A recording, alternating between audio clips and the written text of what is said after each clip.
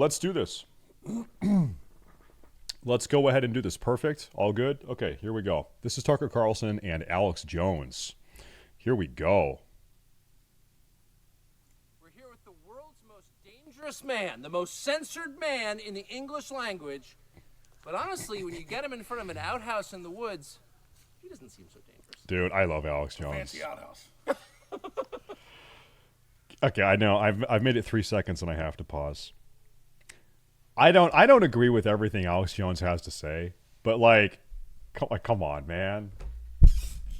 Come on, man, dude. Come on, man. How can you not love Alex Jones, man? Come on. We have a ruling class in the United States defined by its hatreds. Okay. Not its loves, not its hopes, but by its hatred. They hate all kinds of people, large groups of people, the deplorables, the bitter clingers, America's entire blue-collar population, the unfashionable people. They're hated by the people who run our country. But no one is hated more by them than a man called Alex Jones. Alex Jones is the single most censored man in all American history. He was the first media figure in our history to be completely erased in one day, deplatformed. Alex Jones was deplatformed before it was a common term. And not just deplatformed, sued, attacked. They attempted to criminally charge him. What did Alex Jones do wrong? Alex Jones didn't rape anybody. He didn't loot Macy's. He didn't burn a police station. He didn't invent a fake cryptocurrency and loot pension funds. He didn't start a pointless war that made this country poorer and more disorganized. He didn't open the southern border. No, Alex Jones had opinions that deeply rattled the people who run America. In fact, rattled a lot of us. And I'll just confess that I first heard of Alex Jones when he questioned the official story behind 9/11. And I, speaking for myself, was deeply offended. Alex Jones also entirely accurately predicted 9/11 about 5 months prior to it happening. Did you guys know that? Literally event for event, point for point, 5 months before 9/11, he's on the air talking about exactly what's about to happen. Insane. By this. Crazy. I didn't take any time to find out what he was saying, but I was bothered by the idea that this defining event in American history, which changed the life of everyone who lived here then, might... Dude, can I just comment on this? Okay, never mind. Listen, I was going to say the number one, but then Emmy Rue and S-Fan went live. The third largest stream in the WoW section is now a Tucker Carlson, Alex Jones stream. Hell yeah, bro. Hell yeah. Not actually have unfolded as we were told it did. And that possibility was too destabilizing. And I remember feeling resentment toward Alex Jones for saying that. But several years later, I wound up in Austin, Texas, and through a chain of circumstances, wound up meeting Alex Jones. And I learned what everyone who has met him now knows, which is Alex Jones is not a crazy person. Alex Jones has said pretty far out things on TV from time to time. Not that far out. He hasn't said men can become women or Ukraine is a democracy.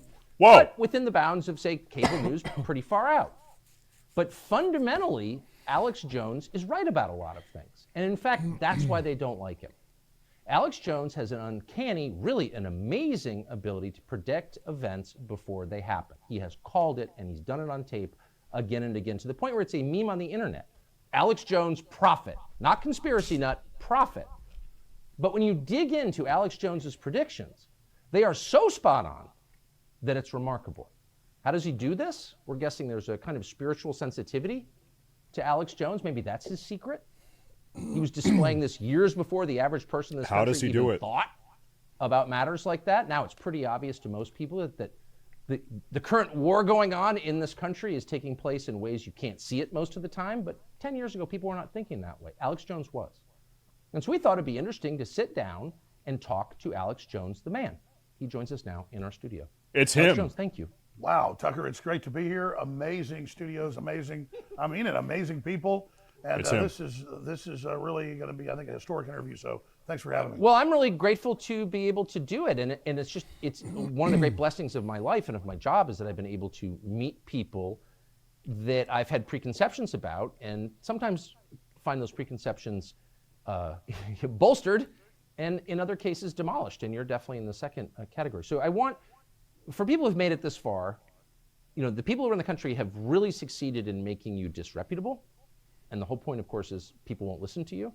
So we thought it'd be interesting to start with a series of on-tape predictions that you made. How popular is Alex Jones? Google Trends. It's really hard to get a gauge for how popular he is because he's totally fucking canceled. Like you can't see how many views he has on YouTube or how many followers he has on Twitter. He's fucking canceled, right? He's not anywhere. He's on his own website, Infowars.com. Alex Jones. Okay, this is the person, Alex Jones. Who do you want to compare him to? Let's do worldwide. Let's do past. Let's do 2004 to present. Okay, let's compare Alex Jones to World of Warcraft. World of Warcraft online game. Okay, so he is not as popular as World of Warcraft. World of Warcraft is pretty fucking popular. A lot of people like to talk about World of Warcraft. There's that there for you right there. Okay, can't see? There it is. A lot of people like World of Warcraft. What is another thing that we can compare Alex Jones to? Remove. Let me do that. Oh yeah, let's go. Let's do Joe Rogan. Joe Rogan. There. Wow. Okay, so everyone knows how popular Joe Rogan is. The fact that Alex Jones is even on the same scale here, that's wild. That's wild. Asmongold.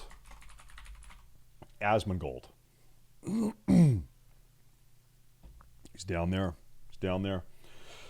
Alex Jones is fucking popular. Like seriously. Some of which are so precise and so prescient that it makes the hair on my arms stand up. And I'm being sincere, and our viewers are about to see what I'm talking about. Here is a list of things that you called ahead of time. By the middle of September, that the new policy's being written, you will all have to wear masks again, and so will airport employees. It's happening. Mask mandates are officially back. We know the Joint Chiefs of Staff wanted to blow up airliners, Baltimore Sun, or if you let some terrorist group do it, like the World Trade Center, we know who to blame. And if there was an outside threat like a bin Laden, who was a known CIA asset in the 80s, this group and its leader, a person named Osama bin Laden, he's the boogeyman they need. We're looking at a giant war in February right now. I predict the Russians are going to roll in. They're already there. They're going to roll in. With attacks across Ukraine, which is the size of Texas. It really was the Iraqis. That's just because they're getting ready to invade Iraq. And what a beautiful setup. Those 9/11 clips are crazy. I'm actually bothered by the precision of them. I'm not accusing you of being behind 9/11. But how could you, in July... Good point. What if Alex Jones orchestrated 9/11, orchestrated the Ukrainian-Russian invasion, orchestrated, what else did... What if the reason why he's always right is because he's the one fucking doing it? Of 2001, call that. You said they're going to have airliners fly into the World Trade Center and they're going to blame a guy called Osama bin Laden. No, leaving aside what actually happened, how could you have known that? Well, in the longer clips, because it's a multi-hour show from July 25th, 2001, I specifically walked through all the reasons, and I knew that they were hyping up that we were about to be hit by Osama bin Laden. I knew that the World Trade Center had been attacked the first time and that the Fed's been involved helping cook the bomb and allowing it to go forward. And I just saw a lot of the pre-programming that was happening in the media, because they were on the news saying, life's about to change in America. And I was reading what the RAND Corporation was saying and what the Pentagon was putting out. I read the PNAC document from a year before, Rebuilding America's Defenses, that Dick Cheney had helped write. And it said we need a Pearl Harbor event on the American homeland to be able to bring in this police state and this control and then expand the American empire worldwide. So hundreds of pieces of data went into that prediction. But terrorists are going to hit the World Trade Center in July of 2001. I lived in the United States then. That was the last thing on my mind. And I lived in Washington. I know the guys who wrote the PNAC document because I shared an office with them. So I was more informed than the average person. What is the PNAC document? The PNAC document, it described the United States as the world's preeminent power and said that the nation faced a challenge to shape a new century favorable to American principles and interests in order to, project for the new American century. In order to achieve this goal, the statement's signers called for significant increases in defense spending and for promotion of neocon stuff. Seems like neocon stuff.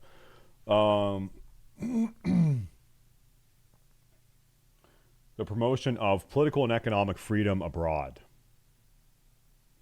It said the United States should strengthen ties with its democratic allies, challenge regimes hostile to our interests and values, and preserve and extend an international order friendly to our security, our prosperity, and our principles, calling for a Reaganite policy of military strength and moral clarity. It concluded that PNAC's principles were necessary if the United States is to build on the successes of the past century and to ensure our security and our greatness in the next. Okay, so this is like neocon, hyper-interventionism, global police. Okay, cool. Team America type shit. Cool. And that was the last thing that crossed my mind in the summer of 2001. Like everyone else, I thought it was a Cessna. But how convinced were you that this was going to happen?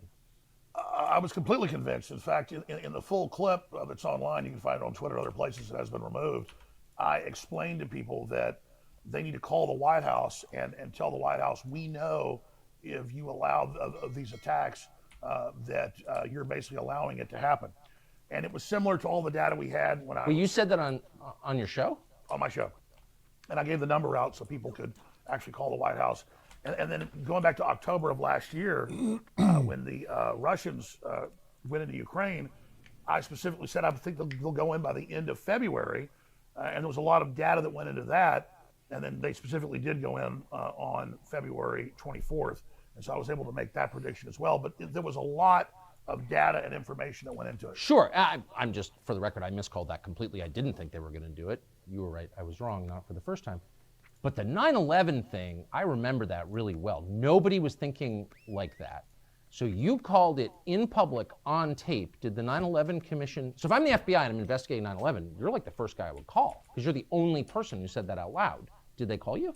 No, they didn't. But my most accurate prediction, going back over a decade, was when I read the Rockefeller Foundation Operation Lockstep, and they described using a virus to bring in world government, to bring in a world medical ID, that they would then build the social credit score off of, and that they would make people wear masks for fear, that they would shut down sporting events and things like that, and basically phase in this new tyranny. So I was also able to specifically make that prediction over and over and over again because I was going off their own battle plans.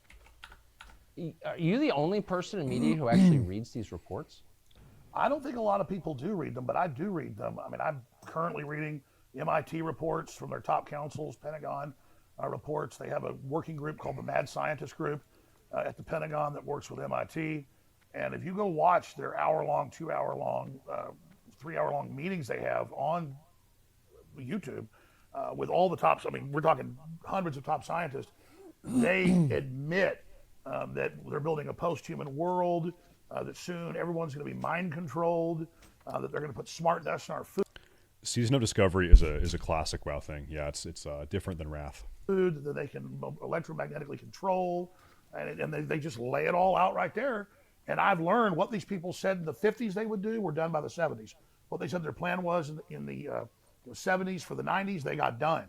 And then when they had their Agenda 21 in Rio de Janeiro in 1992, the big UN summit, they described everything they would do up until the year 2000, and they got almost all of that done. Now they've got Agenda 2030, and we're going to ban your gas stoves, we're going to ban beef, we're going to ban single-family dwellings, we're going to ban private ownership of cars, and we're going to do all this, and now you see them rolling it all out. So I'm not really making predictions in these high-level World Economic Forum and other large think tank groups. They are laying out the future, and they're high priests of the World Economic Forum. It's a consortium of all these groups. Yuval Noah Harari, you can read his quotes. The future's not human. The human era is over. The public is useless. I mean, this is a very anti-human system. So that's how I'm able to make predictions, because they've given us a roadmap. They tell us where they want to take us. And so when the public wakes up, we push back on some of it, but they always come back. And so I'm just following the trajectory of where they say they want to take us. And there were a lot of white papers, not just the PNAC document from 2000, a year before 9/11, where they describe we really need big terror attacks. We really need Pearl Harbor events to get Americans to give up their rights. I mean, take what just happened in Israel. Totally tragic. My heart goes out to all that been killed or lost loved ones or been injured. But there's no way that one of the best intelligence agencies in the world didn't know that was coming. The massive buildup, the 5,000 missiles, the paragliding attacks, all of that. And so there was clearly a stand down there. And now the West will take more of the people's rights. Okay, guys, I'm new here, and I really can't tell anymore if we're watching this ironically or not. Someone help me here. What? Just watch it, right? You don't need to have like some internal agenda going into it. Just watch it, right? You don't need to form presuppositions before watching it. Just watch it. Just I don't know. Israel will be able to crack down and take more of their people's rights, which is a big debate over there. Hamas is being funded by Hezbollah, which is Iran. We just had Biden a month ago give $6 billion to Iran. And now the mullahs are bragging that they were behind the attack, Hezbollah funding Hamas.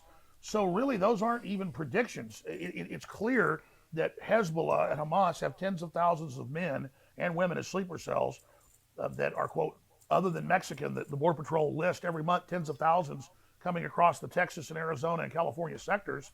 And it's an easy equation to predict that there's a wide probability that Hezbollah and Hamas at some point are going to attack sports stadiums, they're going to attack colleges, they're going to attack synagogues, they're going to shoot up mass gatherings. I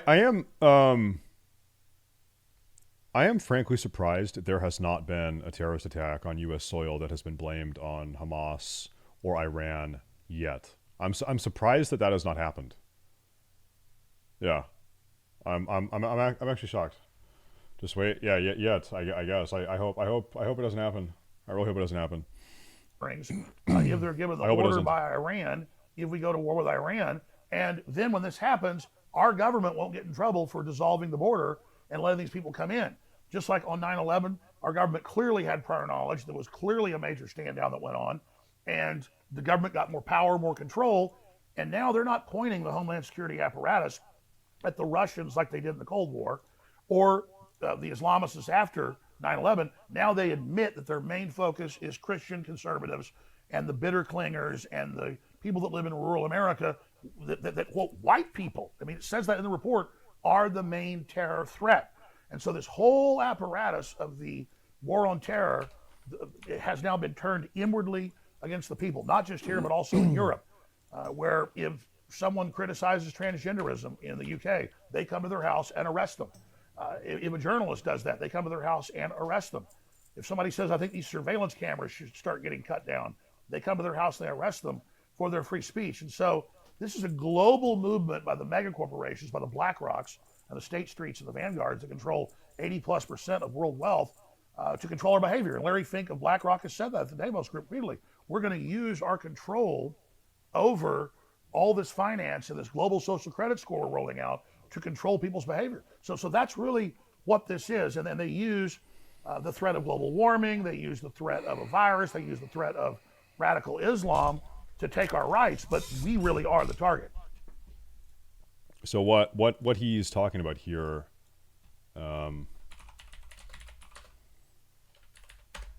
this is a very concerning clip, I think.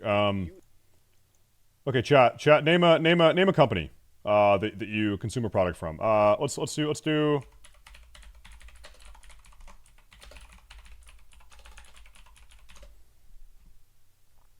Okay. So this is Activision Blizzard shareholders. We'll do Blizzard first. Berkshire Hathaway, Vanguard Group, Robert Kotick. So this is the Vanguard Group. The guy, actually, I don't think Mr. Vanguard is in this video. This is Mr. BlackRock, CEO of Larry Fink. I don't know. Let's do Disney. Disney is a big one. Disney shareholders. Let me see. What I'm trying to convey here is that pretty much every BlackRock is owning 6.3% of Disney. Almost every single major company that is publicly traded that you have heard of is being owned to some large degree by Vanguard and BlackRock. This is a guy named Larry Fink, who's the CEO of BlackRock. Who's I mean, I'll just play the video here. You now make a point of that's an investment criteria for you. Well, behaviors are going to have to change, and this is one thing we're asking companies. You have to force behaviors, and at BlackRock we are forcing behaviors. 54% of the incoming class are women. We added 4 more points in terms of diverse employment this year. And what we are doing internally is if you don't achieve these levels of impact, your compensation could be impacted, okay? We're doing the same thing. And so it's just, you have to force behaviors. And if you don't force behaviors, whether it's gender or race or just any way you want to say the composition of your team, you're going to be impacted. And that's not recruiting, it is development, as Ken said. And ultimately, it's still going to take time, but I am just as much shocked as Ken is that we have not seen more opportunities, and we're going to have to force change. So all of the like diversity, equity, and inclusion sort of agenda points that are being shoved into almost every single major publicly traded company is because of some of the largest shareholders like BlackRock and Vanguard. These things are not happening naturally. They're being forced anti-meritocratically for the sake of diversity at the expense of meritocracy. Pretty much is what's happening. And so this is what he was talking about in this other video. Let me close that. Even if by the way, none of that seems implausible at this point. I mean, just you're a measure of how the world has changed. If you'd said this to me 15 years ago, I'd have been like, someone's a crackpot and it's not me. And now after COVID, nothing you said seems crazy at all. I mean, you may be right, you may be wrong, but it's not out of the realm of possibility, obviously. But even if I disagree with what you just said, I would think that's pretty interesting. It's an interesting perspective. Why do you think, you've committed no crime, you'd be in jail if you had. Why do you think they hate you so much? Because I do read their documents and I do read their books, and we were effectively getting a lot of people in the military and the intelligence agencies who were compartmentalized and who tuned into my show and saw my films and read my books and things, and they clicked with it and said, wow, I see all this going on around me. He's not lying about it. And then I would give them other pieces that I discovered or my other guests discovered. And so it was giving them. Did they throw him in jail? No, what happened to Alex Jones, this is, like 2017 or so. He was deplatformed by every single major platform on the same day. This is Facebook, this is Twitter, this is YouTube, so every single major tech platform deplatformed him. And this was, August 2016. Subsequently, a couple years afterwards, you need to rewind to the Sandy Hook mass shooting, which was a mass shooting, 2014 maybe? Alex Jones was on the air talking about how maybe the Sandy Hook mass shooting was orchestrated by the CIA, that it wasn't the real mass shooting, that no one died, and that all of the parents were crisis actors, and that the CIA kind of faked it, is what he was sort of asserting. And as a result of that, I guess the parents of the children that had been killed were getting harassed. They were getting called by listeners of Alex Jones, saying, hey, you work for the CIA, fuck you, we know your kids didn't die, stuff like that. So very, very, very touchy situation. And so anyway, he faced criminal punishment for that. He never went to jail. This is like probably 2 years ago, or a year and a half ago, where he was found guilty. And as a result of his guilty verdict. He had to pay like 100. I don't know, just like an infinite amount of money. It was like $100 billion or something. He had to pay. He had to pay $1 quadrillion, pretty much 70 trillion, something like that. It was more than $1 billion. I'm pretty sure it was more than $1 billion. Anyway, they pinned him down for, I'm not sure exactly what the charge was, but anyway, he has to pay $1 billion. And he obviously does not have $1 billion, right? So he's kind of in a weird situation right now. Him an operational awareness outside of their compartmentalization, and so we had massive. Yeah. 1 second. Oh.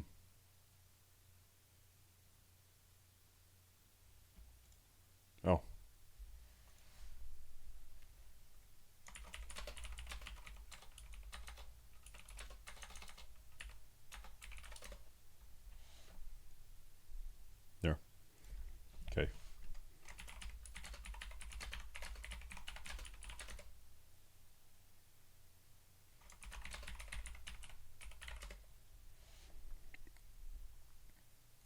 Okay.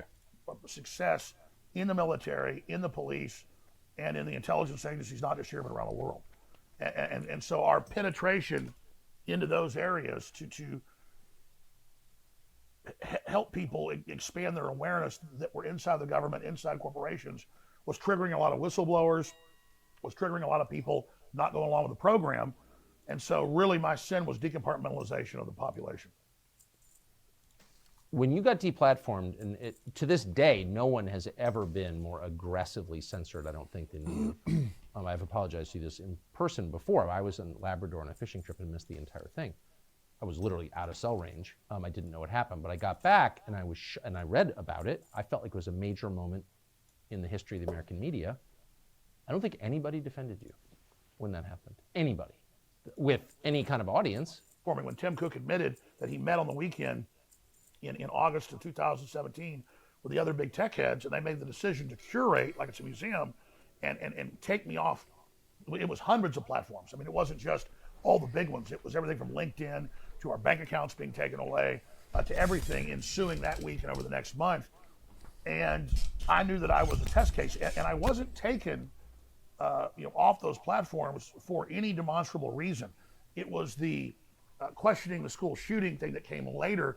They went and kind of dredged that up from my past, just questioning it a few times, blew that up after I'd been deplatformed, and said I was deplatformed for that. But if you check the record, I wasn't. And so once they deplatformed me, it made the show in ways only get bigger, with people actually going to Infowars.com and finding me on local radio stations and things. So then they panicked and said, okay, let's look at his record and create more of a reason that he's being taken off. So they took things out of context from 5-6 years before, blew them up as a current thing out of context, and deceptively reported on what I'd said, create a straw man argument to then facilitate the reason. What's so crazy is if you asked just a cross-section of Americans who's responsible for the Sandy Hook massacre of kids at the school, no one remembers the name of the murderer. Adam Lanza. Okay, thank you. I didn't remember. He does. Alex Jones. What are you looking for? They effectively blamed you for a school shooting that you were not present at. I have people come up to me in the parking lot. You can ask my security guy. He's been there when people walk up and go, why'd you kill those kids? And then you go, I didn't kill those kids. And they go, yeah, you did. And so that is what this has turned into. And this is bigger than me. I want people to understand something, that the mullahs in Iran and the Ayatollah are congratulating Hamas that just killed around 1,000 or more innocent Israelis, many of them women, children, disabled people, in a vicious, evil sneak attack. They are on there. Hezbollah and Hamas, mainly Hamas, but it's Hezbollah funding it out of Iran, are literally posting videos of them cutting people's heads off and killing children and massacring innocent people. They're allowed to have their Hezbollah accounts and their Hamas accounts. The Ayatollah is able to congratulate what these people have done, and I am still banned. And I'm not mad at Elon Musk. I understand I've been so demonized with the general public. He's barely able to keep Twitter going right now. I really appreciate what he's done. I admire him. I think he's done I wonder, how down bad is Twitter? Actually, how much money are they losing? How close are they to going under? How is it fine? Is it fine? I don't know. Is it bad? Bad? Are they how much money are they losing?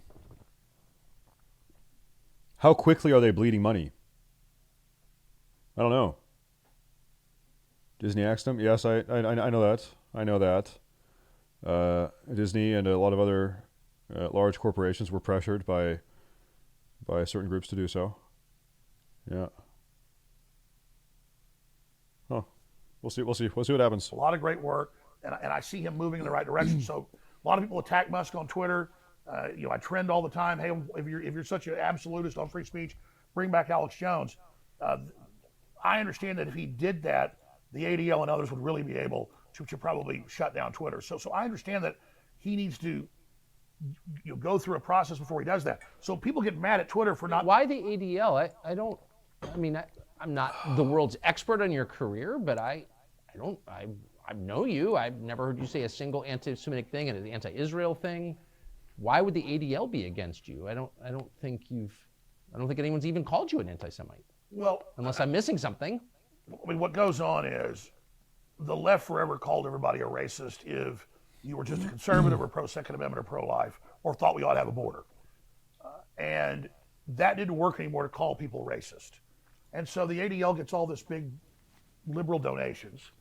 And so they go out and then police and take people's sponsors and target them just by the ADL calling up sponsors. Sponsors get scared and drop. And so that's what they've done to Elon Musk. They've been, they took over 50% of Twitter's North American and European advertising. So what he's saying is the ADL gets money from liberals. So the reason why ADL is so aggressive is because the ADL is serving the whims of American liberals. Okay. And then it's the liberals that don't like him. In just the last year, and bragged about it by saying he gives harbor to white supremacists, which he doesn't. But at the same time, white supremacists are ridiculous. They're goofy.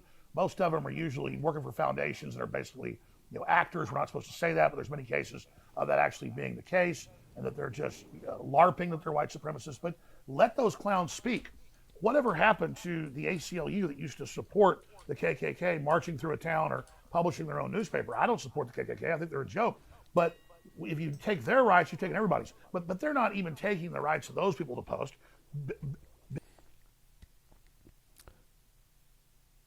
This is I guess a curious test here, right? The degree to which you're willing to support free speech as an American. Reprehensible as their beliefs may be, should the KKK have freedom of assembly and freedom of speech? Should they be able to march in public and say what they say whatever they want to say? As reprehensible as what they have to say is. Yes. Yeah, that's free speech. Yeah. Because they create fear and they get the ADL more funding. But if they can target an Alex Jones or an Elon Musk or a Tucker Carlson, then they're going after the real populist leaders that are bringing America together. And so what the left wants is to divide us all according to race and to come out and say fun. Yeah, but they might get their ass beat. Here's the thing. If the KKK is marching and they're saying whatever it is they say, as reprehensible as it is, that's protected under freedom of assembly and freedom of speech, constitutional rights. If someone physically assaults them, if someone escalates and physically assaults them, the physical assaulter is at fault. Yeah. You don't get to physically assault people or physically attack people because they have said things that you don't like. That's not the way that a civilized society or that this country operates. You can't have that. If you have people doing that, then the country completely devolves.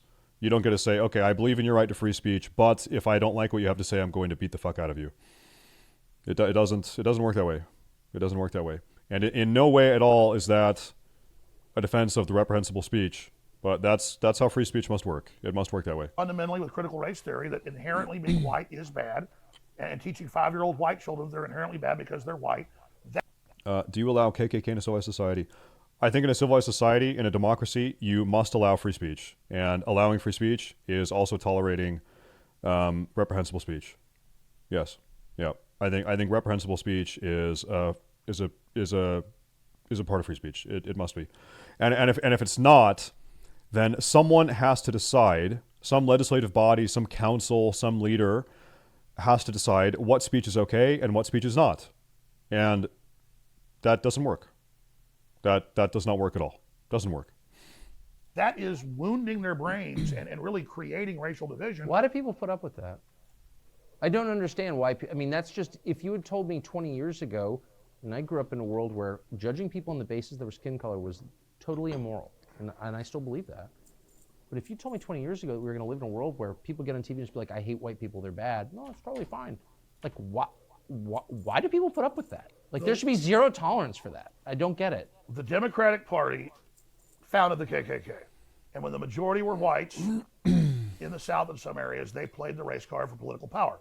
Now that the majority in most areas are not white, they're playing the good old-fashioned race card of tell whites, stand down, let people take over your society, your culture, give up your culture. It's embarrassing to be white.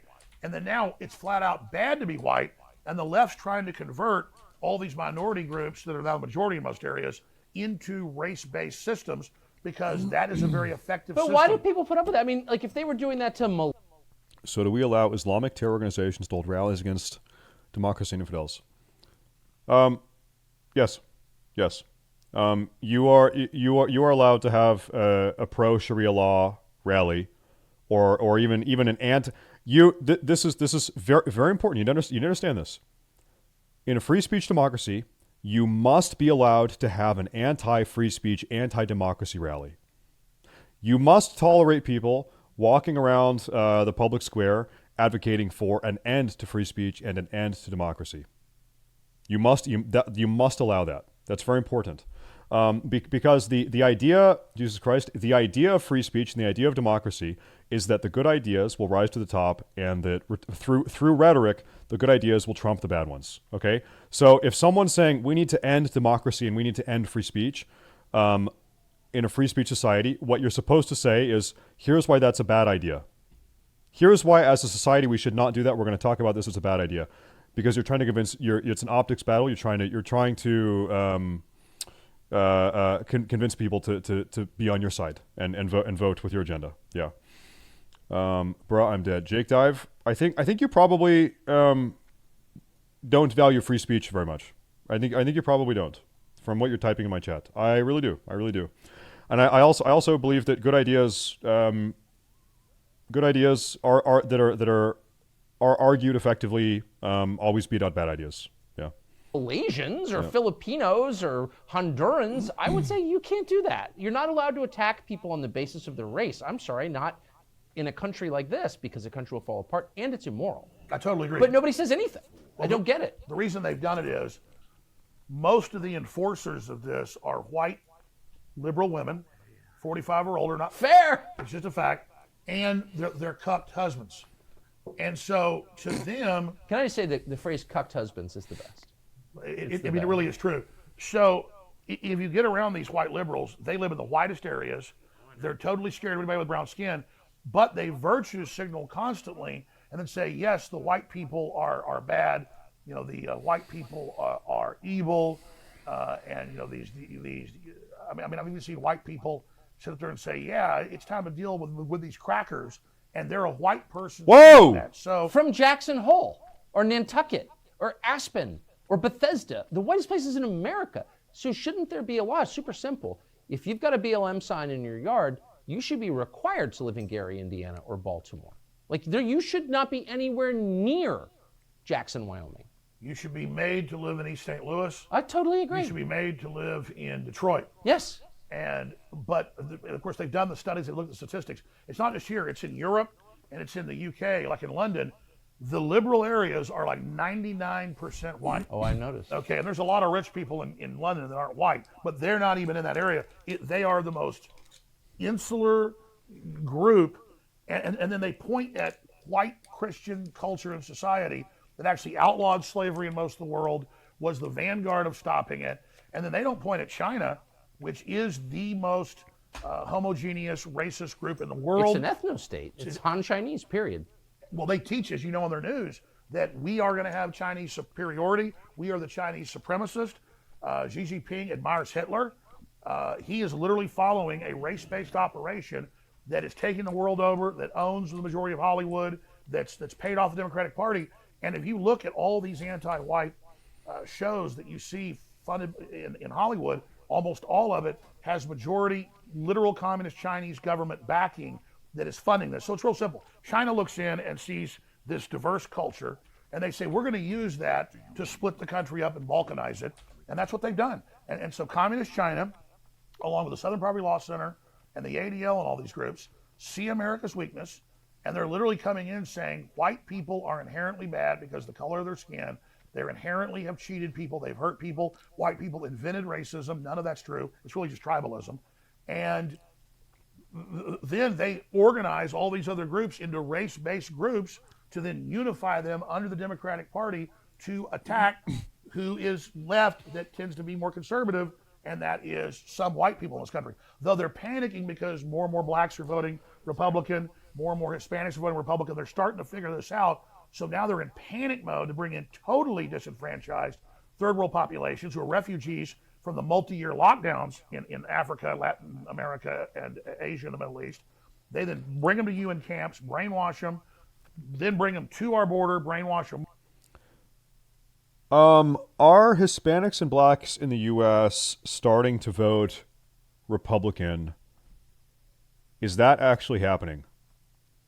I don't think that that's happening. I don't think that that is really happening. I don't think that's the case. More than send them into the United States and then literally hold them for years at facilities while they're indoctrinated to be this new political underclass that's then going to be turned loose on America. And that's why you see Democrats giving illegal aliens the right to vote in their cities, giving them driver's license. That's why you see them passing laws. They can be police officers. So they are importing. Well, I don't know. Okay, I'll do a comparison here.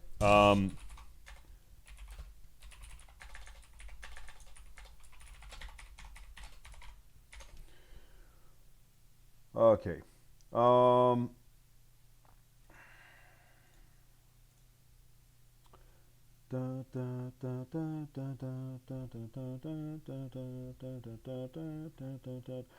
Trying to find some stats here. No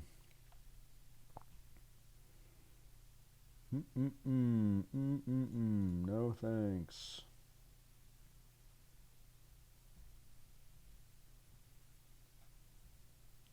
Okay. All right. So this is how blacks in the country voted in 2016. 12% group, 89%. No, hold up. This can't be percentages. Not a good website. Maybe this is going to be good. This is voter turnout. I want to see who they voted for. Who did they vote for? I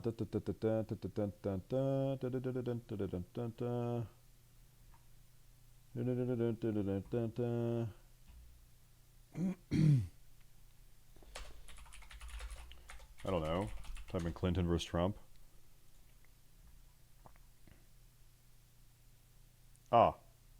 This is great. This is great. Okay, so in 2016, 81% of black men voted for Clinton and 14 voted for Trump. Bro, black women, 98% Clinton. They have a fucking asterisk. There's like not a single black woman in the country that voted for Trump. Okay, hold up.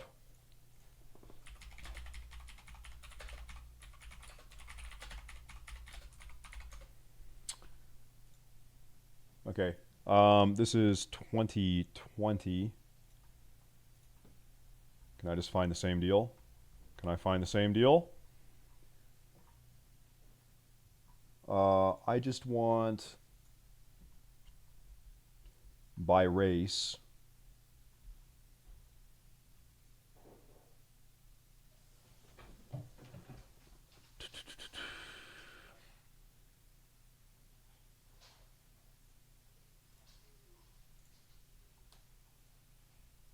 This is voter turnout. I just want the exact same thing.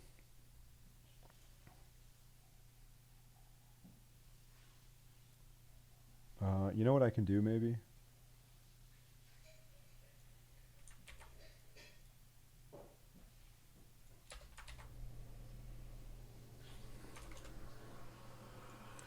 Well, first result. It was right there, was it? Did I miss it somewhere? I'm sorry, I'm taking a while, but I actually want to know this. There. Now people know I'm not a rando trollo. Maybe this is what I want. Okay, black men.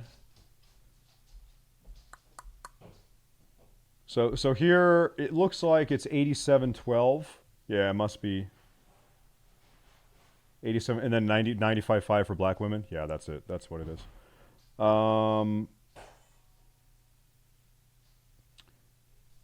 It was 81-14, turning into 87-12. So actually, more black men voted Democrat, for instance, in 2020 than in 2016.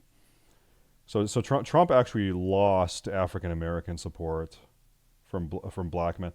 Maybe he gained some black women. Maybe he gained some black women. Hispanic. Let me take a look here.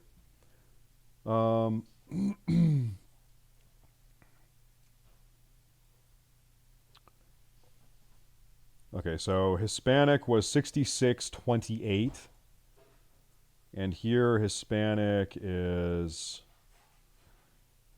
men was 57-40 and 61-37 for women. Oh, I added this. 50, okay, it's 59-38 in 2020 versus 66. He gained some Hispanics. He gained a couple Hispanics. It's true. A little bit. A new enforcement class against the American people, and they're setting it up along racial lines, not Hispanic us. gains. They're making it racial, just like Hitler made what he did racial. So it's the left and the think tanks and the communist Chinese that look at the U.S. and have seen our weakness as race, and they are exacerbating it. So I don't understand. So you're from Texas. You grew up in Texas. Your family's been there a long time. Texas is changing really fast. It's dirty, for one thing, I noticed, because physically dirty, garbage on the side of the road. I never have seen that in Texas before. So your governor could have stopped that. He commands the Texas National Guard, and he didn't. And I feel like that makes him a traitor to the country, but what am I missing? Well, I mean, Governor Abbott is, on a scale of 1 to 10, the best kind of Republican governor is a 10, and the worst is, say, a 1. And like Illinois, it's a so-called Republican, that's really a Democrat. I would put Greg Abbott as about a 5. The state is overwhelmed. There isn't really a state mechanism. It's federal to kick people back and deport them.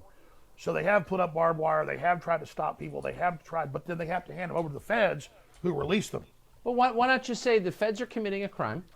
They're committing a crime. This is not allowed under laws passed by the Congress. In a democracy, the Congress passed laws. And so you've got criminals running the country. The Biden administration is criminal, which is true. And we're not playing along. And like, if you don't like it, come do something about it. Meanwhile, every able-bodied man with a black rifle assemble at the border, and we're just going to stop this and save the country. I don't understand. Like, that's not hard. What am I missing? No, I think you're absolutely right. In fact, what the deep state fears would be a coalition of good governors, good attorney generals, giving them the findings and the rulings that they could indeed do that, and then declaring emergencies in the states and having a coalition of the states come in and do this, and then instruct local police and everybody else to not have sanctuary cities. But the problem is, if you're in Texas, every single city, Houston, San Antonio, Austin, Dallas, Fort Worth, are Democrat Party run. And so Texas is almost purple because the California influx and all the other refugees from New York, many of them bring their leftist ideology with them, even though they're fleeing it. Like locusts, they fly to the next field. And so that's really the issue, is that the legislature is somewhat cucked, to use that word again, and I think the governor has been cucked. He certainly went along with lockdowns and masks more than really any other Republican governor. And so I do think Greg Abbott needs to do a better job, but I also wanted to list some of the things that the state is up against. But I'll say this. Austin fired a bunch of police and another third quit. Crime everywhere, homeless everywhere, trash everywhere, ruin the city like everywhere else they are. You live there. Absolutely. That's where my family's from. I've been there since high school, but I'm gonna have to leave soon because it's gotten more and more like Los Angeles every day. It's very sad to see it. People fleeing LA, like my friend Joe Rogan, it seems great to him because he went from a really, really bad situation into a bad situation. But if you've been there, you can see the decline. You can see how fast it is, and it's really, really, really, really sad. And there are just illegal aliens everywhere, and refugees from the rest of the country all over the place.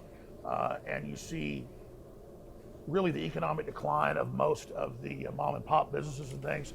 So the same rot we've seen all over the country. Austin was supposedly this big mecca, and it was going to be so great, and now sadly it's falling apart.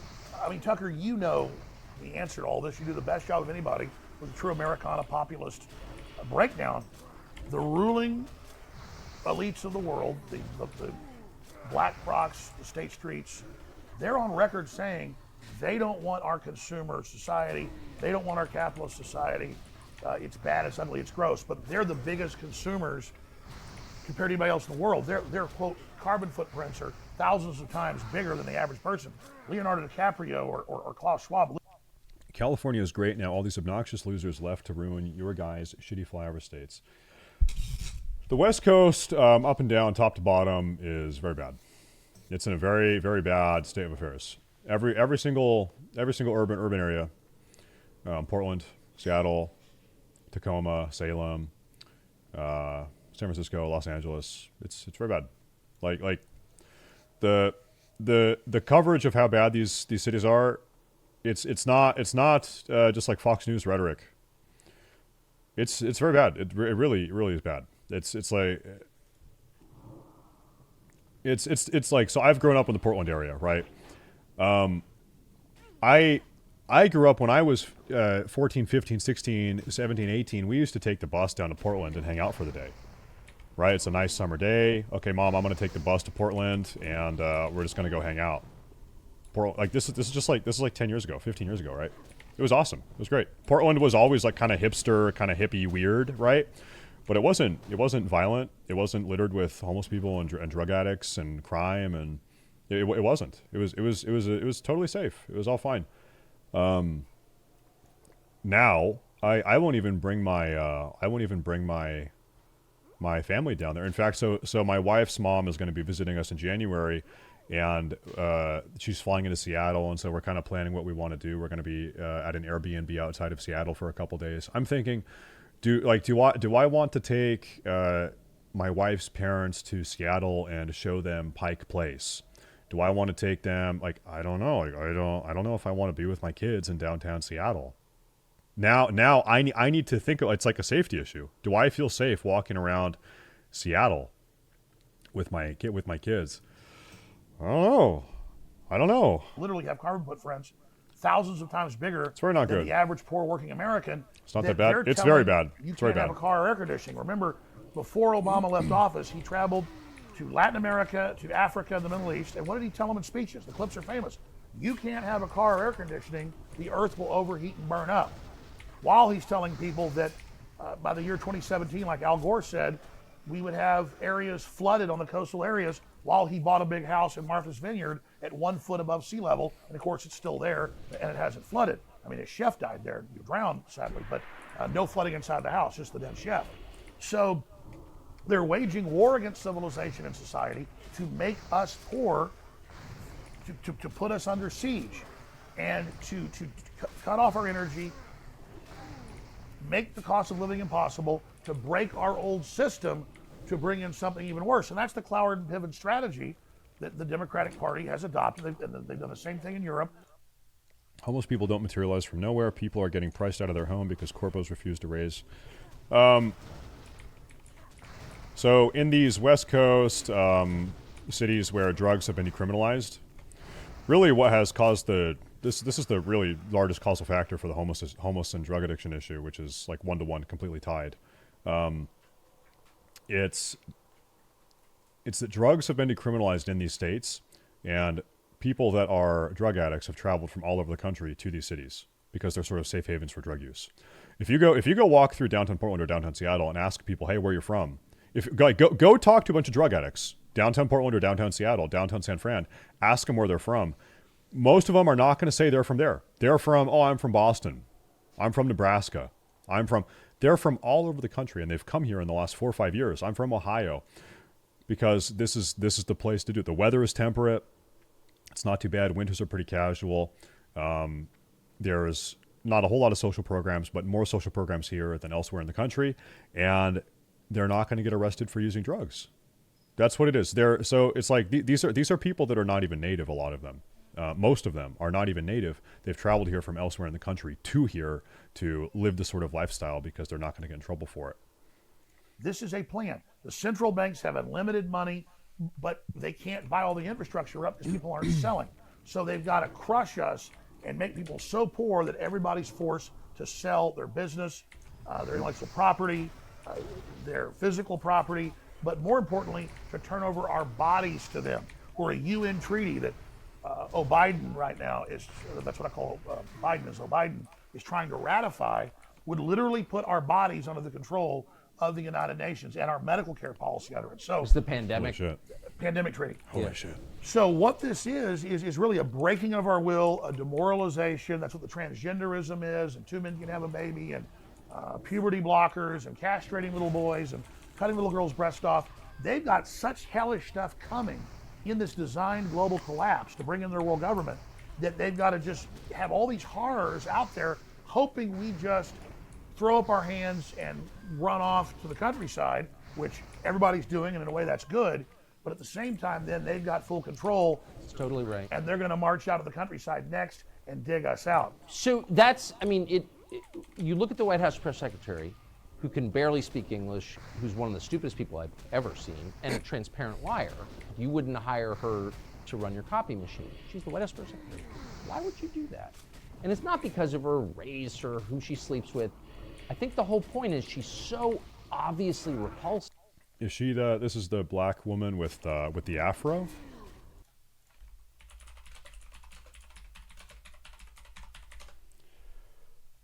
Oh yeah, Corinne Jean-Pierre. Is she lesbian? I didn't know she was a lesbian. Okay. Yeah. Okay. That it makes you feel bad about the country to see her. I mean that's it. We're at a beautiful ball. It's prom night. Everybody's dressed great. There's wonderful food, big delicious punch bowl, and then they say, "What can we do?" Well, just have Brian Stelter go take a dump right in that. Yeah. And then he's there laughing at you. They're all there laughing at you to make you feel small, to make you question reality.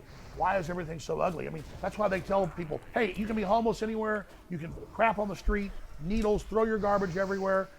Drug dealers can sell you drugs. We're going to give the homeless all this government funding. Liberal groups come in and farm and milk each homeless person and skim a big cut of the money off the top. It's a crop.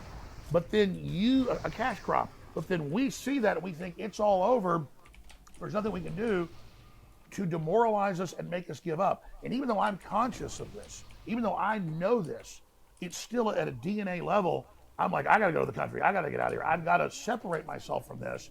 But then when they release this toxic cultural poisonous gas, they push us out of those areas and they get the main infrastructure to then organize that, cut off the food and supplies to that group they have, and then tell them the reason you're doing bad is not BlackRock and the WF and Bill Gates. It's all those evil people in the countryside. They're all white supremacists and terrorists and racists. Let's go get them. Because the last group they don't control is rural people that are self-sufficient. And so I get going to the countryside, protecting your children. That's the holy grail. The problem is you've got to have 1 foot in each. You've got to go back and fight in the city for the infrastructure, for the government. You've got to give people hope while also building a backup operation with farming and ranching and self-sufficiency. So that's why the WEF and the UN are coming in Ireland and in areas of Asia and in the Netherlands and saying by 2030, 80% of your cows have got to be dead. And they just banned like 30% this year in the Netherlands. And it didn't matter people were 80% against it in polls. It didn't matter. They sent the military in against the peaceful farmers that were just protesting, just like the peaceful truckers in Canada got brutally attacked. And so they're all WEF globalist alumni that the big banks on record brag. They've penetrated the cabinets, to quote Klaus Schwab, They put their operatives in to cut off our energy, demoralize us, release the hardened criminals, put the political activists in prison, continue to cut off the resources to make an angrier world. Klaus Schwab says, we're going to make the world collapse. We're going to have everybody turn against each other. We're going to blame the political classes that we own and control. And then when we're done, we'll bring in our new solution. But first, they have to demolish the cultures and societies that we had before with the fentanyl, with the open borders, with the demoralization, and then they bring in their next phase, which is a high-tech, cashless society, robot, drone-controlled nightmare. More than half of the U.S. in their official UN maps that they've had for more than 25 years, they're in some of my first films, show half the U.S. off limits to humans. All cars will have to have GPS. Everybody by law will have to have a cell phone at all times. Australia just did this last year. Tried to push it through. And that's the admitted global UN standardized plan, where you don't leave your house without a cell phone. Every car is robot kill switch, GPS controlled. California is moving to ban all the quote classic cars. That's any car that doesn't have a digital ignition, and they admit it's for control. This sounds pretty fucking crazy. Things are bad now. The straitjacket, the ball and pretty chain bad. that's going on. It's all being militarily run. Our military is great men and women, but at the top, our military has been globalist, trained, New World Order people for at least 30, 40 years. They've got almost every general, every person under their control. Okay, let me float an idea here. You might think what he's saying is crazy, and oh, that's never going to happen, and you might be right. Do you still value a character like this that is fighting against government overreach? Whether or not the overreach is going to extend that far, do you value someone that is maybe using hyperbole, or maybe not, to fight back against government overreach? Because regardless of whether or not he's right or wrong, the effect of his behavior is the same. People are recoiling from government overreach, which is, I think, still probably a good thing, right? And that's why it came out in the UK and Europe and also here in Canada. You pulled the headlines. Defense Department purposely scared public into. No, he delegitimizes the movement.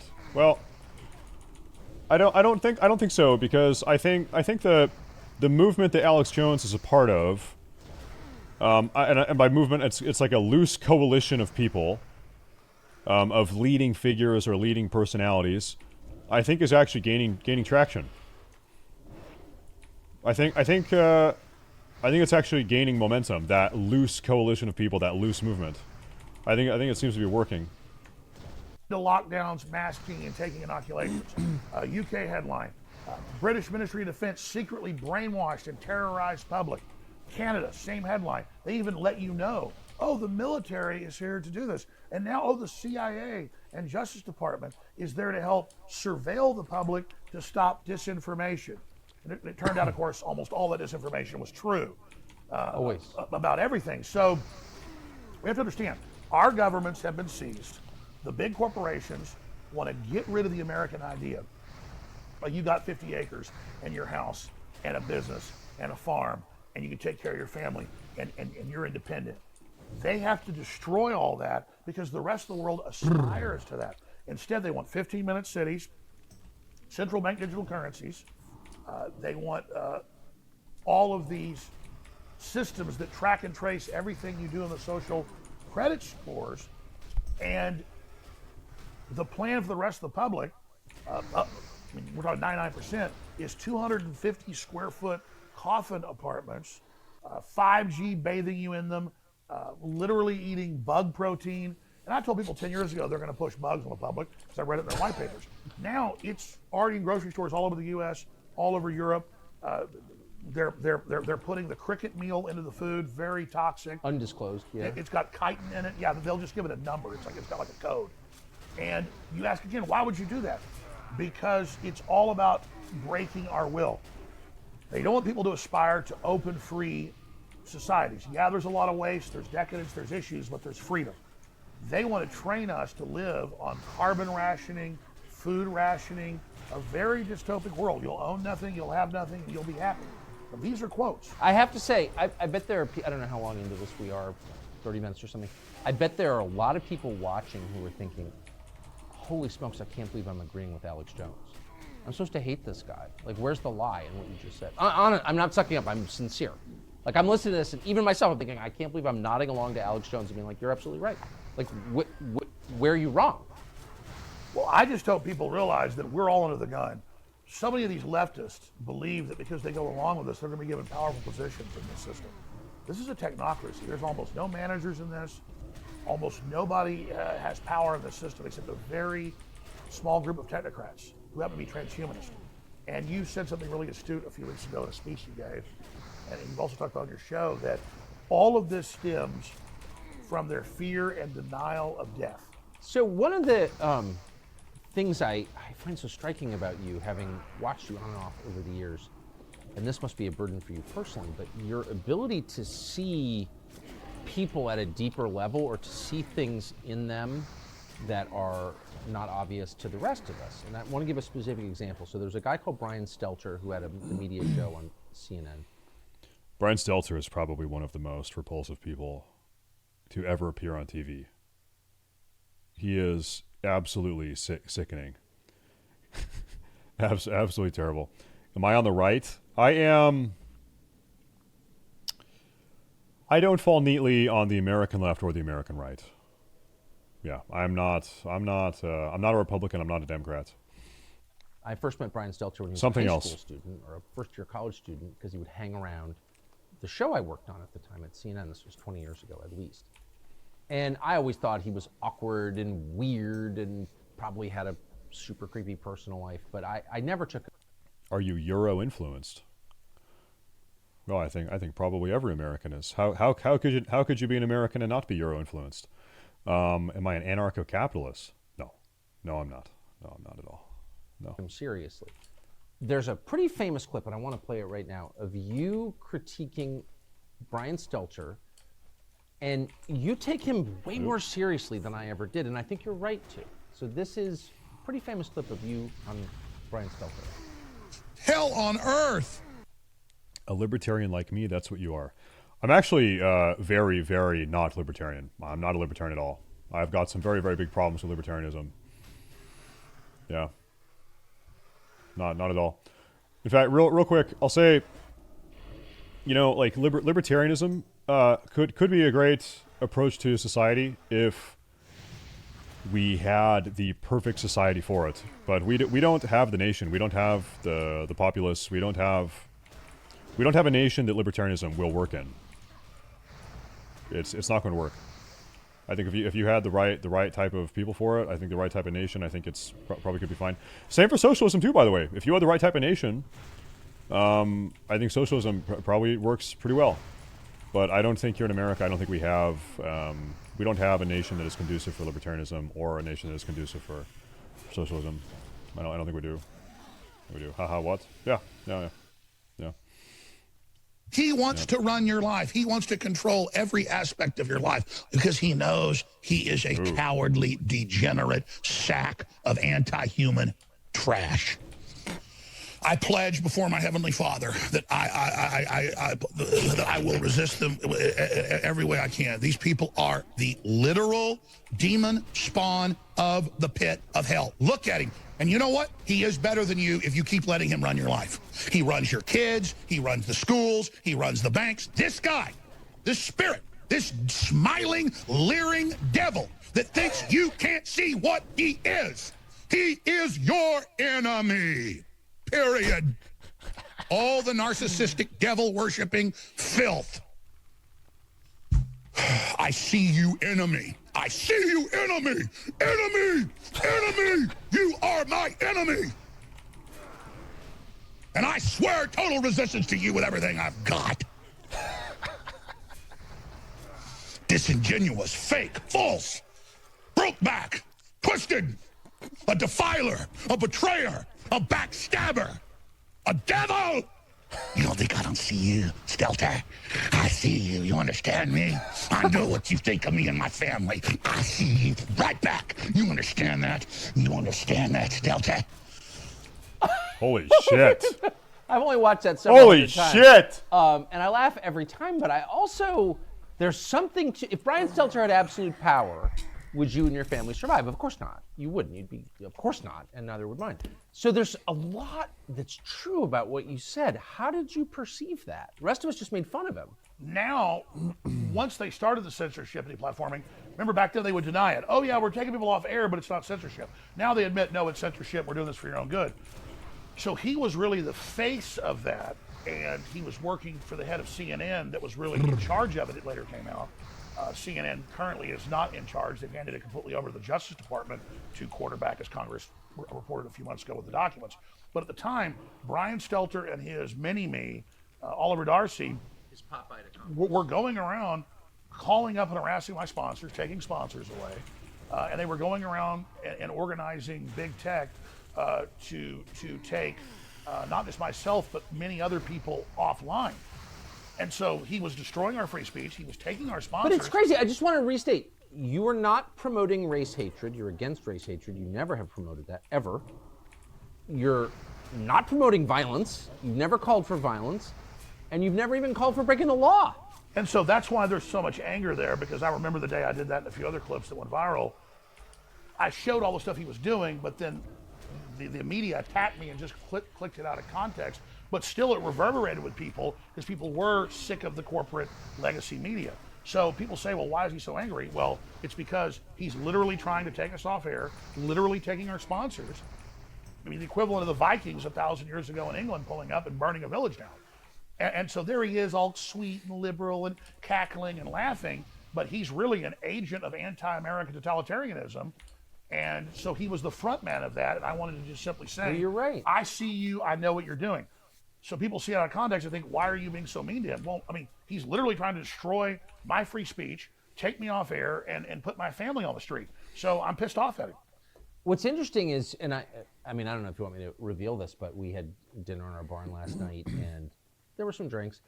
And after dinner, you and my producer called Stelter on the phone. And what was so, and it was on speaker, so I listened to it. What was so interesting was, you know, you've been very clear in a very direct, pretty masculine way, I would say, about how you feel about Brian Stelter. There's not a lot of confusion about your views on Stelter after clips like that, which doubtless he's seen because he Googles himself compulsively. He was very kind of syrupy sweet with you. And that's why I was sarcastic and told him I want to date him. You did, yeah. In fact, the exact line that you had was, Brian, I'm not usually gay, but I want you. And he seemed a little bit, I'm not saying he's open to it or whatever, but he wasn't shocked by it. And he's like, give me your phone number. Give me, I want to talk to you. Yeah. And then he hit your producer up, please give me his number right now. Let's that was interesting. But I was being silly with him. But there was also a line, he goes, oh, Alex Jones. I said, I want you to come on my show. And he said, oh, you still got a show? And I went, no, you're the one that doesn't have a show. Sorry, I should. It's so, tell him the other line. It's so boorish to like recount conversations people weren't witness to. It was funny though. But you said, you know, you're off TV now, but you were a real star. I mean, not on CNN, but on my show. Which was so good. Anyway, but what was interesting was if someone had talked about you that way and then called you late night after a couple drinks, you'd say, you know, up yours, pal. You know what I mean? Like buzz off, or I'm not taking your call. But he kind of sucked up to you. That's a very weird, passive-aggressive posture. Well, I've said a lot of really mean things about him and attacked him, and when I watch the clips out of context, I feel guilty. But he was going around with Oliver Darcy. They would brag on Twitter and literally hitting hundreds of my sponsors. And I say hundreds, I'd have like 20. They'd take them all. I get 20 more, take them all. This went on for years. So you go get a sponsor, you get them, they're doing great. He takes it away from you, and then he brags that him and Dart. I was taken off Twitter, not for the Sandy Hook stuff that came later that they focused on. Look it up. They had the former head of Twitter and the lawyer on Joe Rogan about 4 years ago. And Joe said, why did you ban Alex Jones? The lawyer goes, okay, let me open my clipboard. She goes, here's why. He was mean to Oliver Darcy. So I'm at the Capitol. They're having censorship hearings. Sundar Pichai's there. I just confronted him in the hall. Who runs Google. And you guys are welcome to use that if you want. And then that was at the Senate. So now they were going over to a House meeting, and there's Oliver Darcy in the line. He gets to get in. I don't even get into a hearing where they then attacked me. They'd attacked me at the last hearing, but I don't get to face my accuser. And so I get in his face. I don't threaten him, but I say, you are an evil man. You're un-American, coming after my free speech, harassing my sponsors, trying to get me off the internet. And the last place I was on was Twitter. They'd held out. And so... I never really understood that this is something that goes on behind the scenes where if people don't like you in the media industry, They will email. They'll email your sponsors. That's the first line of attack, is they will try to financially cripple you by taking away your sponsors. I never really understood that was a dynamic until I made Power Gum. It's a company I own that sells caffeine gum. And one day I checked my Power Gum business email, and I had an email from a very concerned customer saying that, hey, whomever is the owner of Power Gum, you're currently sponsoring a white supremacist neo-Nazi Twitch streamer named StaysafeTV, and you need to cut ties with him right now. This person didn't know that I was the owner of Power Gum. They had no idea. And so I saw this email and I was like, no way. You're so dumb. I'm like, well, if this has gone on here, this must be a pretty common phenomenon, right? This must be going on. Yeah. Jack Dorsey had held out. And so Jack Dorsey admitted, well, the last straw was I bullied Oliver Darcy. And so that's why I was deplatformed. Elon Musk thinks it was the Sandy Hook thing. And notice. Do you know that in most cultures, bullying Oliver Darcy would be like a rite of passage? Like you couldn't, like that would be a positive good, right? Well, but here's the thing. He's literally on Twitter taking my sponsors, calling for me to be silenced. So he's been attacking me, attacking my speech and my living. And then all I do is shove a camera in his face while he's waiting to go into the hearing for 5 minutes and say, man, you are un-American. You got some evil eyes. And I said, you really look like a piece of slime. I mean, I told him that. And, fair. And so the point is, he's a man. He's a, quote, journalist in the arena. He goes around harassing people and stalking them financially and their free speech. He'd already bragged that he'd gotten me taken off all this other stuff and that he was instrumental, which he was. And then he can't take me saying, man, you're a jerk. Right. Well, this is the classic posture. You know, stop hitting me, he says, as he, fires a gun through your windshield. I mean, exactly. They can dish it out, but they can't take it. So what's the effect on you? And I don't mean even the lawsuits against you, and there was an effort to criminally indict you, I guess, just for having bad opinions or whatever. A bunch of them, actually. A bunch of them, yeah. They've had 4 grand juries I've had to respond to. I still think Tucker's wrong about Ukraine. Okay, maybe I'm wrong. Tucker seems generally non-interventionist with Ukraine. His opinion is that it's not our problem. We shouldn't be involved. If that's his opinion, I think that's his opinion. I am generally in agreement with that. Yeah, I think if you want to make any argument that America should be meddling overseas, influencing, foreign countries, sending aid to foreign countries, I think you need to make sure that things domestically are going really well. If you want to make any argument to the American populace that we should be the world police, you need to make damn sure that people in America first are really, really taken care of. And that doesn't seem to be the case. Things are domestically pretty shitty for a lot of people. And it's a pretty hard sell to say, hey, we should care about these people over here or those people over there, when people domestically are not even taken care of. We have a lot of domestic problems. I think we need to take care of first and foremost. Yeah. To subpoenas about that. Yeah. When you've committed no crime, followed. Hey, thank you. I appreciate you're it. like one of the only people in media who's not ginning up race hatred, I would say, just to be totally clear, because it's very common to do that. You don't do that. So anyway, and then of course this $1 billion judgment against you for having naughty opinions, which is insane. I'm not even talking about that. I just mean, what's it like to spend 25, 30 years connecting the dots and seeing this slow-moving storm come toward the country that you were born in? What effect does it have on you? Since you use the analogy of a storm, it'd be like if I was 100 years ago before they had radar, and I've read about the famous flood 120-something years ago in Galveston that killed tens of thousands of people. Oh, yeah, the hurricane, yeah. Yeah, the hurricane. They didn't know. They didn't have radar, and so they didn't know. But they're the fishermen out there catching shrimp or whatever, and then all of a sudden here comes basically a tidal wave. And if I was one of those fishermen and I knew my children and my wife were on shore at school or work or whatever, and here comes a 40, 50-foot wave, I know it's about to kill them. It's not about being world police. It's about having a strategic military position over the world to enhance American imperialism. Well, I think I would consider American imperialism, modern day post-World War II American imperialism, to be synonymous with American world police. That's how I would define it effectively. So yeah, my point stands, I guess, through my lens.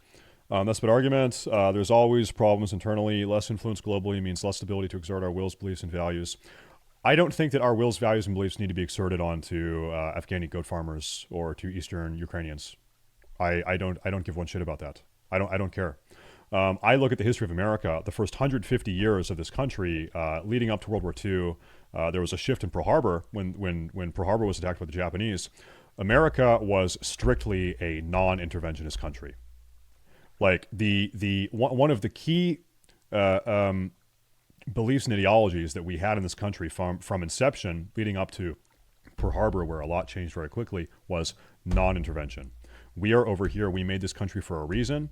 In fact, prior to Pearl Harbor in 1941, in 1935, 1937, and 1939, there was federally pushed non-intervention legislation that was ratified to solidify. Because post-World War I, there was a lot of buyer's remorse. After World War I ends, people are saying, we should not have been involved in this. This is anti-American. We should not have been involved in World War I. We overstepped our bounds as Americans. And so 1935, 37, 39, we say once, twice, three times, we are not doing this again. And we signed this legislation as Nazi Germany is coming to power, and we're watching the European theater unfold as the events leading to World War II are happening. We say, we are not getting involved again. And then Pearl Harbor happens, and all that gets tossed out the window. But at a very foundational level, American identity, in large part, was non-interventionism. We are over here to take care of ourselves. That's why we came here. That's why we made this country. America first. We're going to focus on ourselves. It's not our job to focus on other countries. And I think we should do our best to go back to that. No doubt. I would not be thinking about myself watching this giant wave come in. I'd go, oh my God, my wife and kids are over there. And so it's not that I'm a hero. It's not even a selflessness. I realized that I was just out in front and ahead of some people in understanding this because of family and research and just things in my life that I saw that encouraged me to get involved in media because I was aware of the globalists and some things that were going on. Do you think Putin will stop invading countries if he's allowed to take over Ukraine? If you think that Putin is looking to take over the entirety of Ukraine and then roll into Poland and then roll into Germany, if America does not endlessly fund the Ukrainian defense, if you think that he's looking to do that, I think you've been sold some snake oil. I don't think that's the case. I think this is a very big conversation, but I think it was very clear prior to the Ukrainian invasion that accepting Eastern, this is post 1992 fall of the USSR resolutions that were passed and agreements that were made. Accepting Eastern European countries into NATO was a red line for Russia. Arming and setting up nuclear facilities in these countries was a red line for Russia. Those are all things that we've done post Soviet collapse. We've done those things and sort of reneged on our promises. And around the time Ukraine was invaded, we were talking to Ukraine about potentially joining NATO as well. I don't think that what Russia's done is acceptable or tolerable. But to act like America is innocent or NATO is innocent and what's gone on is also just completely ignorant. It's a very, very, very nuanced and complex topic. But we are in part responsible for this. We are. NATO and America is responsible for this. And once again, it goes back to my point. We should not be meddling. We should not be meddling in foreign countries. We should not. My uncle was high level Iran. Causes problems. Had some other family that worked in clandestine things. So I kind of grew up just around folks that knew what was really going on. And you're a kid, you don't really pay attention to it, but you kind of get that education. You don't know you're getting it. And so I've just been out front. So I would liken it to in the old days when a dam would break and they didn't have radio to warn people, and the dam breaks and it's a 20-foot wave coming down the valley, and Bro, stop. I've been here for 30 seconds, and if you keep going with this, banned in 12 days. You've been here, what, 30 seconds? Yeah, I see 1 minute. Well, I've been here for 5.5 years. You've been here 30 seconds. I've been here 5.5 years. I will conduct myself as I see fit. I've done a decent job of navigating these topics so far. I appreciate the feedback, but frankly, I don't think you have any fucking idea what you're talking about. Thank you, though. You are down below the dam as, let's say, a lumberjack, and your wife and children are 2 miles down, and you see the dam break and you're about to drown, but I guarantee the last thought you're thinking is it's going to get my women and children. And that's really, my grief is, this is really draconian. This globalist, Great Reset, New World Order takeover is a post-industrial world, cut off the resources, 90% forced depopulation, breaking civilization by design, massive wars, famine. They've already cut off a third of the fertilizer in the last year worldwide. It's estimated that'll kill a couple 100 million people. The lockdowns worldwide, not the virus, the UN admits killed 80-something million extra people in the last 3.5 years. And so when the first world collapses, the third world dies. And then what's left of them floods us. And so the earth is being put into a countdown collapse right now. And so I'm like the fisherman when the tidal wave comes in, and I'm like, oh my God, my wife and children are about to die. And so I'm not really worried about me because I'm a man, I did this, I knew it was coming, I've been proven right. And I'm not happy I was proven right. I wish we could have gotten ahead of this and stopped it. Yeah, we have a lot of credibility now that people see that we were right, so maybe we can stop the next phase of it. But the globalists have gone from testing phase, beta test phase, into full operational now. And they say, read their writings, holy shit, we are going to have a post-industrial world by 2030. We will have no personal cars by 2030. You will be eating bugs by 2030. And we will start the depopulation of 90% of the people by 2045.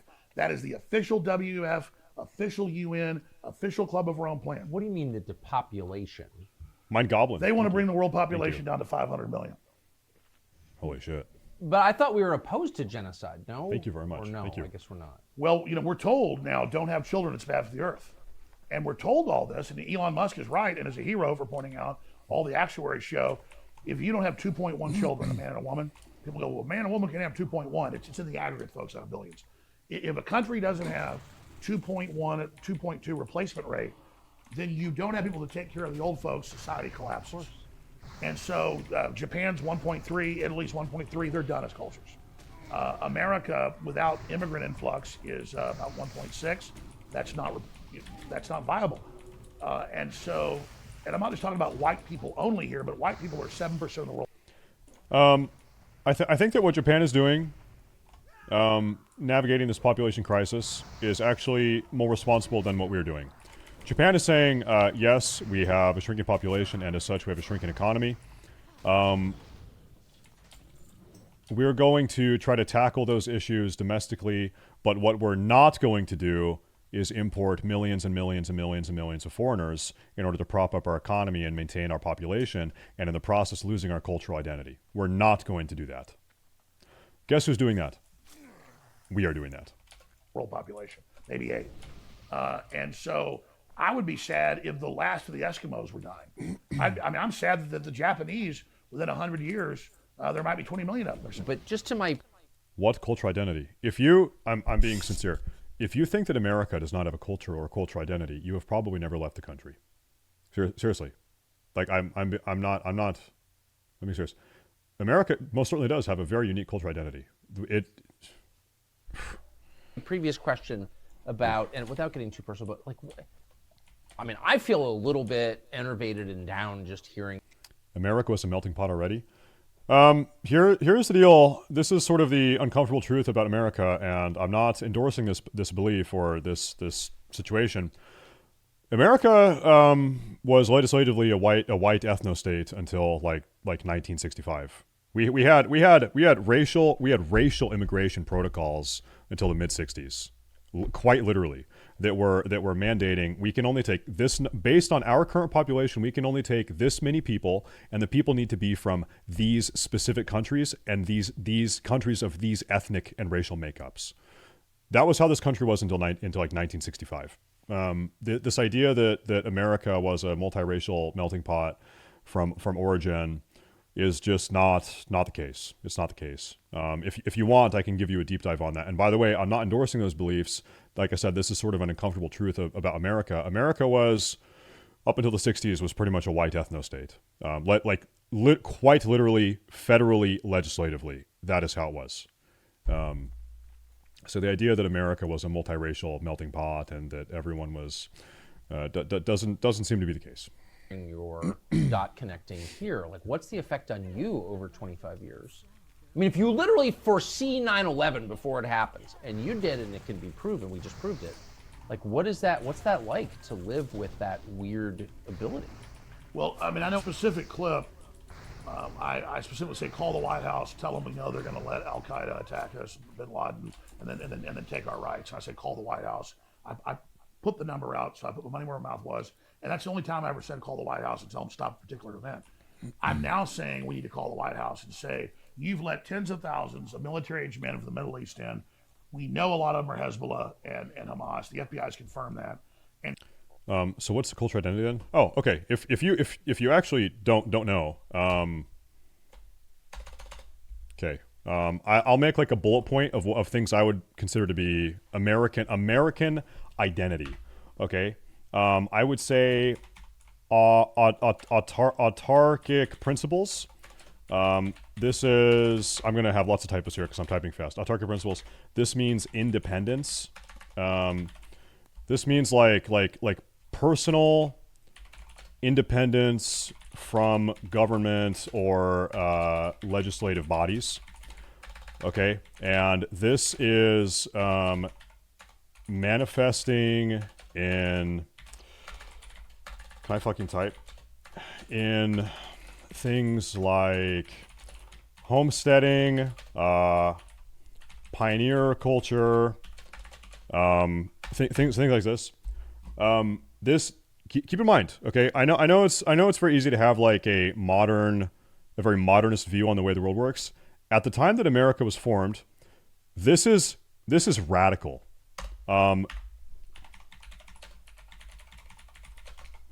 Radical individuality. Things like voting.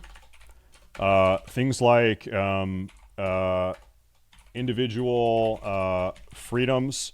This is like speech, self-defense,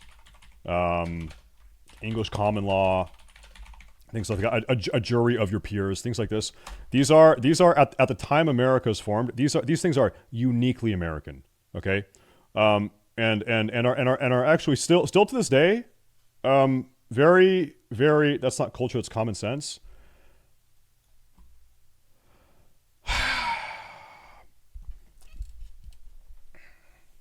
If it's common sense and it's not culture, then why is most of the country or most of the world not this way right now? Why did thousands and thousands and thousands of young men have to die to accomplish this? Why have thousands and thousands and thousands of young men died to maintain this?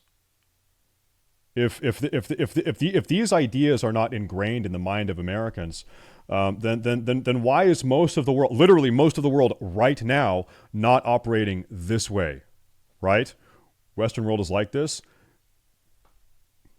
Most certainly not at the time America was formed, or the late 17 or 1800s. Most certainly not. Most certainly not in the early 1900s, when Europe is being swept either by fascism or communism, which are, bro.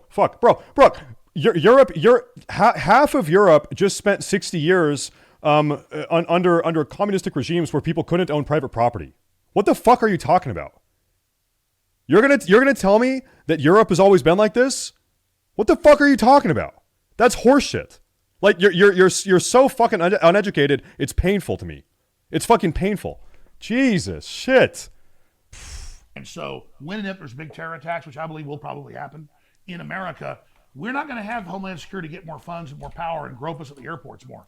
I want prison time for the agencies and groups that have allowed this. And I want Biden. I want Biden impeached now. Okay? That's why we got rid of McCarthy. It needs to happen. Leaving the border open when there is a clear and present danger of this going on, and when we're very close to war with Iran, we go to war with Iran, they're going to activate Hezbollah, okay? And that they make Hamas look like choir boys. And so you want to hear a prediction here? It's a probability, not a pure prediction. But I mean, if we go to war with Iran, guaranteed sleeper cells activate. It'll make what happened in Israel look tame in comparison. Right. I'm not lessening what happened there. So I'm simply, and then again, where's the logic? The government that allows that to happen should go to prison. I agree. But instead, like 9/11, they're going to get more power when it happens. Mark my words. So.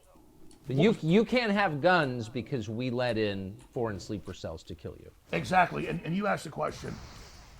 This has really taken a toll on me. Not the fake lawsuits, not the weaponization, not the deplatforming. I was already getting exhausted 5-6 years ago. And when I married my second wife, who's amazing, I have 3 children with my previous wife, and one they're all great children, and one with her. We were in Hawaii getting married like 7 years ago. And I said to her, I said, I want to just Did you say third wife? Make documentary films and maybe do an occasional podcast. At that time, I've been on air like 22 years, 6 days a week, 3 hours a day at least. And I said, I just don't want this burden, this big crew. I love the crew, but I don't want to do this anymore. I said, I want to move the country, and I want to just, because it's taking a physical toll to every day look at this stuff. And now I've gotten to the point, which even though I say don't let them break your will, don't let them demoralize you, that's because I understand the process. It's happened to me. Used to, I'd have hundreds of incredible stories. Noxid, hey, thank you, man. Thank you, dude. To expose the bad guys. Thank now you, I look at it once, I'm ready, I study it, and then half the time I get on air, and I just go, let's just take calls, or I start talking about some fun story just because I mentally cannot sit there and stare into the abyss and stare at Biden or... I mean, you're watching a guy who talks about interdimensional and lizard people, or am I mistaken? What is it with some of you guys and just screeching petulantly when someone that you disagree with is presented to you? Like why can you not just shut the fuck up and hear the opinions of someone you disagree with? Why do you need to defame and character assassinate? Like what is it that compels you to do that? What is it that makes you so incompatible with someone that you don't agree with? Why? What a just strange, narrow-minded way to go through life. Or their press secretary that's meant to enrage us and demoralize us. And I think that's a defense mechanism that's healthy. So I think we all have to be balanced. I'm not asking people to only fight tyranny. I'm asking people to get prepared, get ready, but wake up as many people as you can, and then do whatever you have to stay sane. Because we have record suicide, we have record depression, we have record drug abuse. This country has been attacked. And if you read deeper into the globalist writings, Stay safe. These are kids who are watching you. Actually, not true. There are literally 0% of my audience is under the age of 18. I know that for a fact. I've got the analytics. Genuinely, there are 0 people under 18 that watch my stream. YouTube or Twitter or Twitch. 0. Not a single one. Like, seriously. Admit they're doing it. And so we... Still young, my friend? No, you are wrong. You are actually wrong about that. Here. Listen, guys. Here, I'm gonna prove my point. Here, real quick. Let me show you one of my YouTube videos. Good sample size. Okay, this video has 30,000 views. Wow. Talking about Season of Discovery. Pretty representative of my community. Analytics. Watch this. Made $200. Cool. Let me see here. Audience. All right. 13 to 17, 0%. 18 to 24, 2.1%. 25 to 34, 63.1%. I want you to understand this. Okay? All right. Only 2.1% of my audience is under the age of 25. Only 2.1. And 0 are under the age of 18. You understand? My audience is not young. I don't have kids. Mm-hmm. We have to be aware of it. If you're aware of an attack and aware of a manipulation, it doesn't give you full immunity from it. No, it doesn't. But it gives you a buffer. Imagine people that don't know what's going on, and they really believe things are dangerous, things are bad, not because of the corrupt corporations that are running things, but because those evil people in the countryside don't want to be left alone. And that's what they're saying on the news. It's the people in the middle of nowhere that want to be left alone.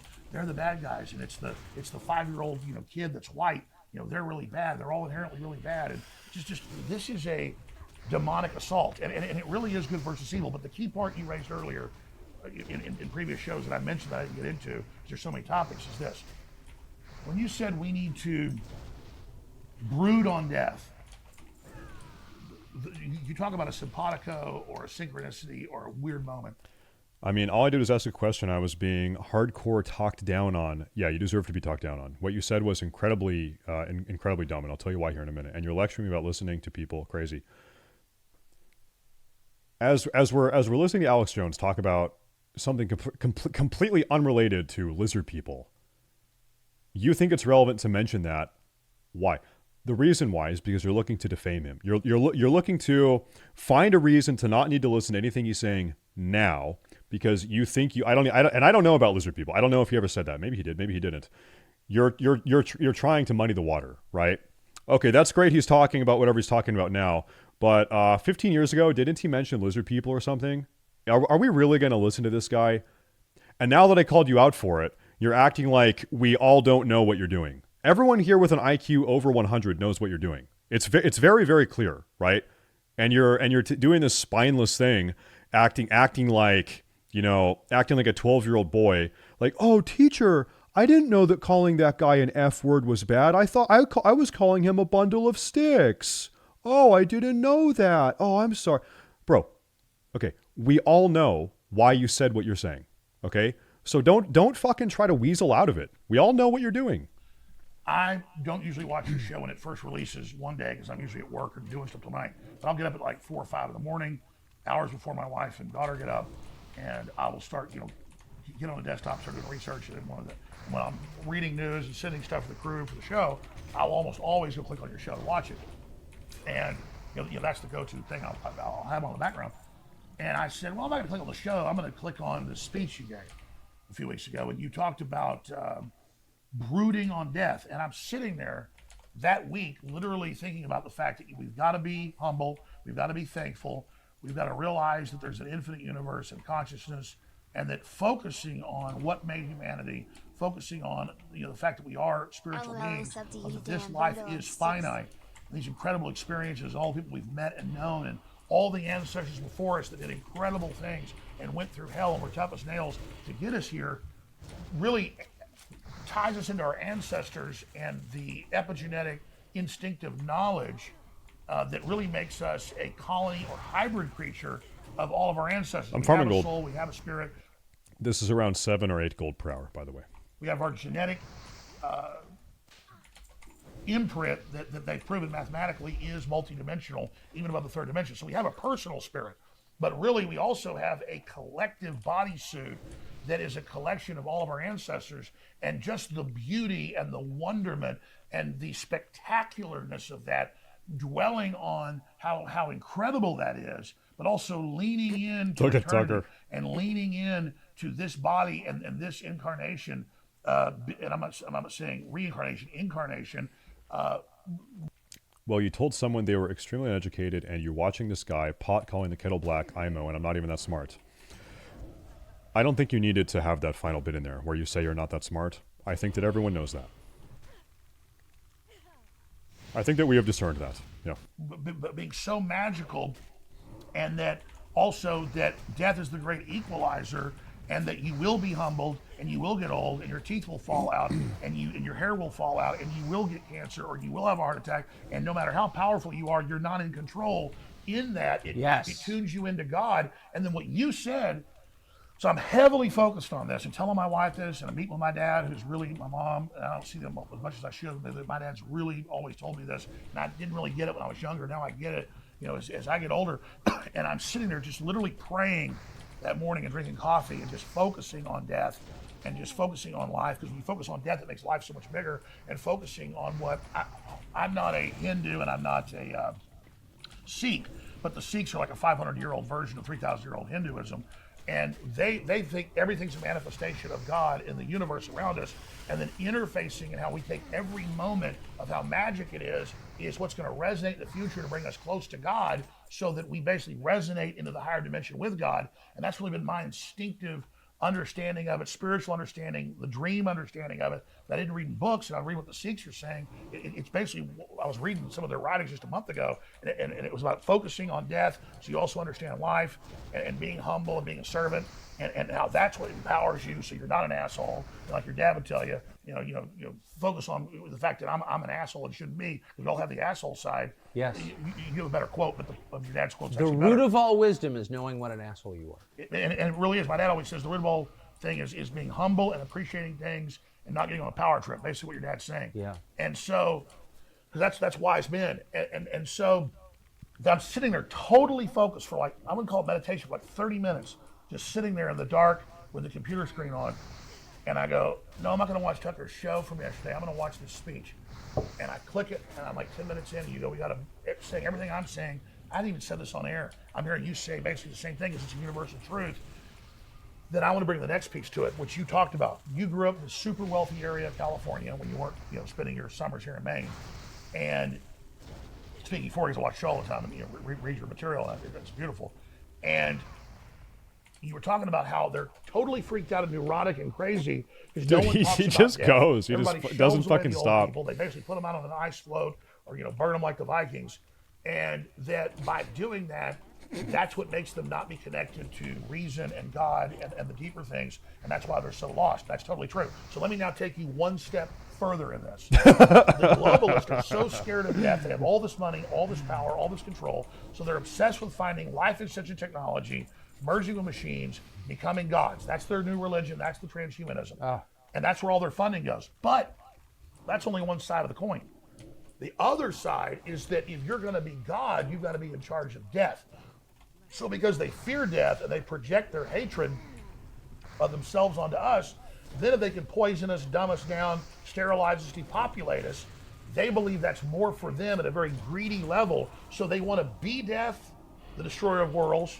To quote Oppenheimer, I become death, destroyer of worlds, and at the same time cheat death. So it's a total subconscious obsession with death. Instead of consciously focusing on it, getting over it, instead they turn it loose to their animal, lower alligator brain, and are now manifesting all this because they've not embraced the higher level of understanding.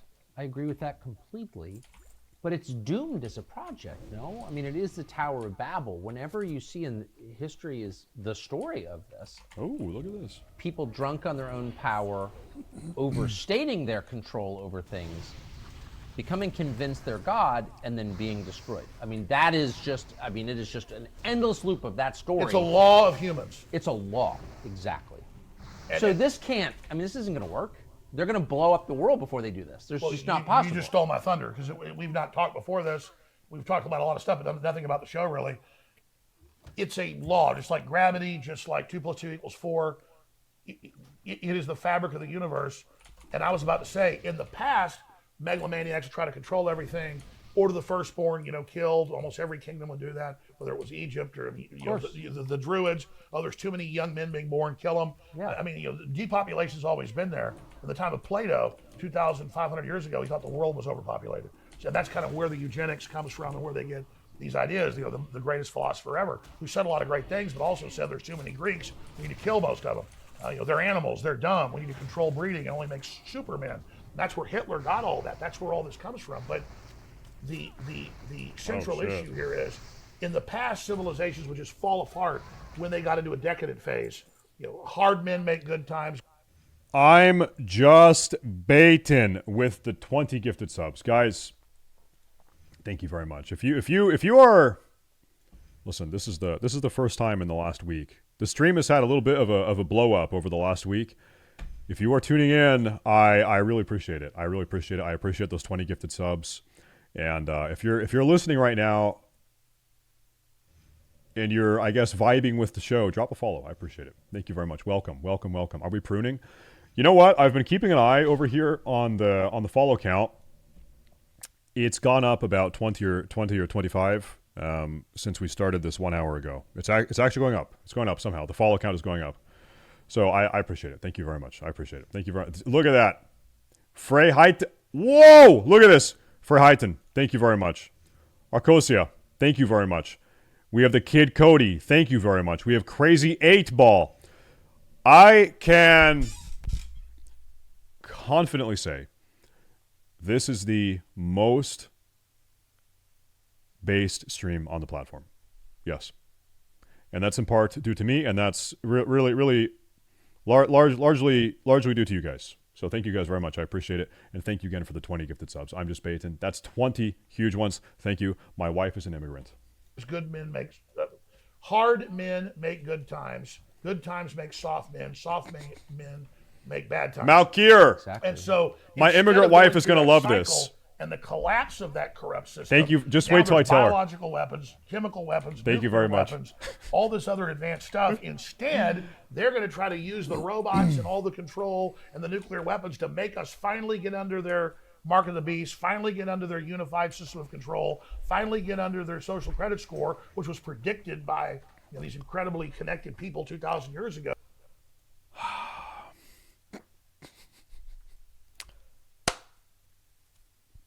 Assad fan 1017 with a Sam Hyde holding a gun profile picture with a wide hard background. This is probably like this is the Stay Safe viewer prototype.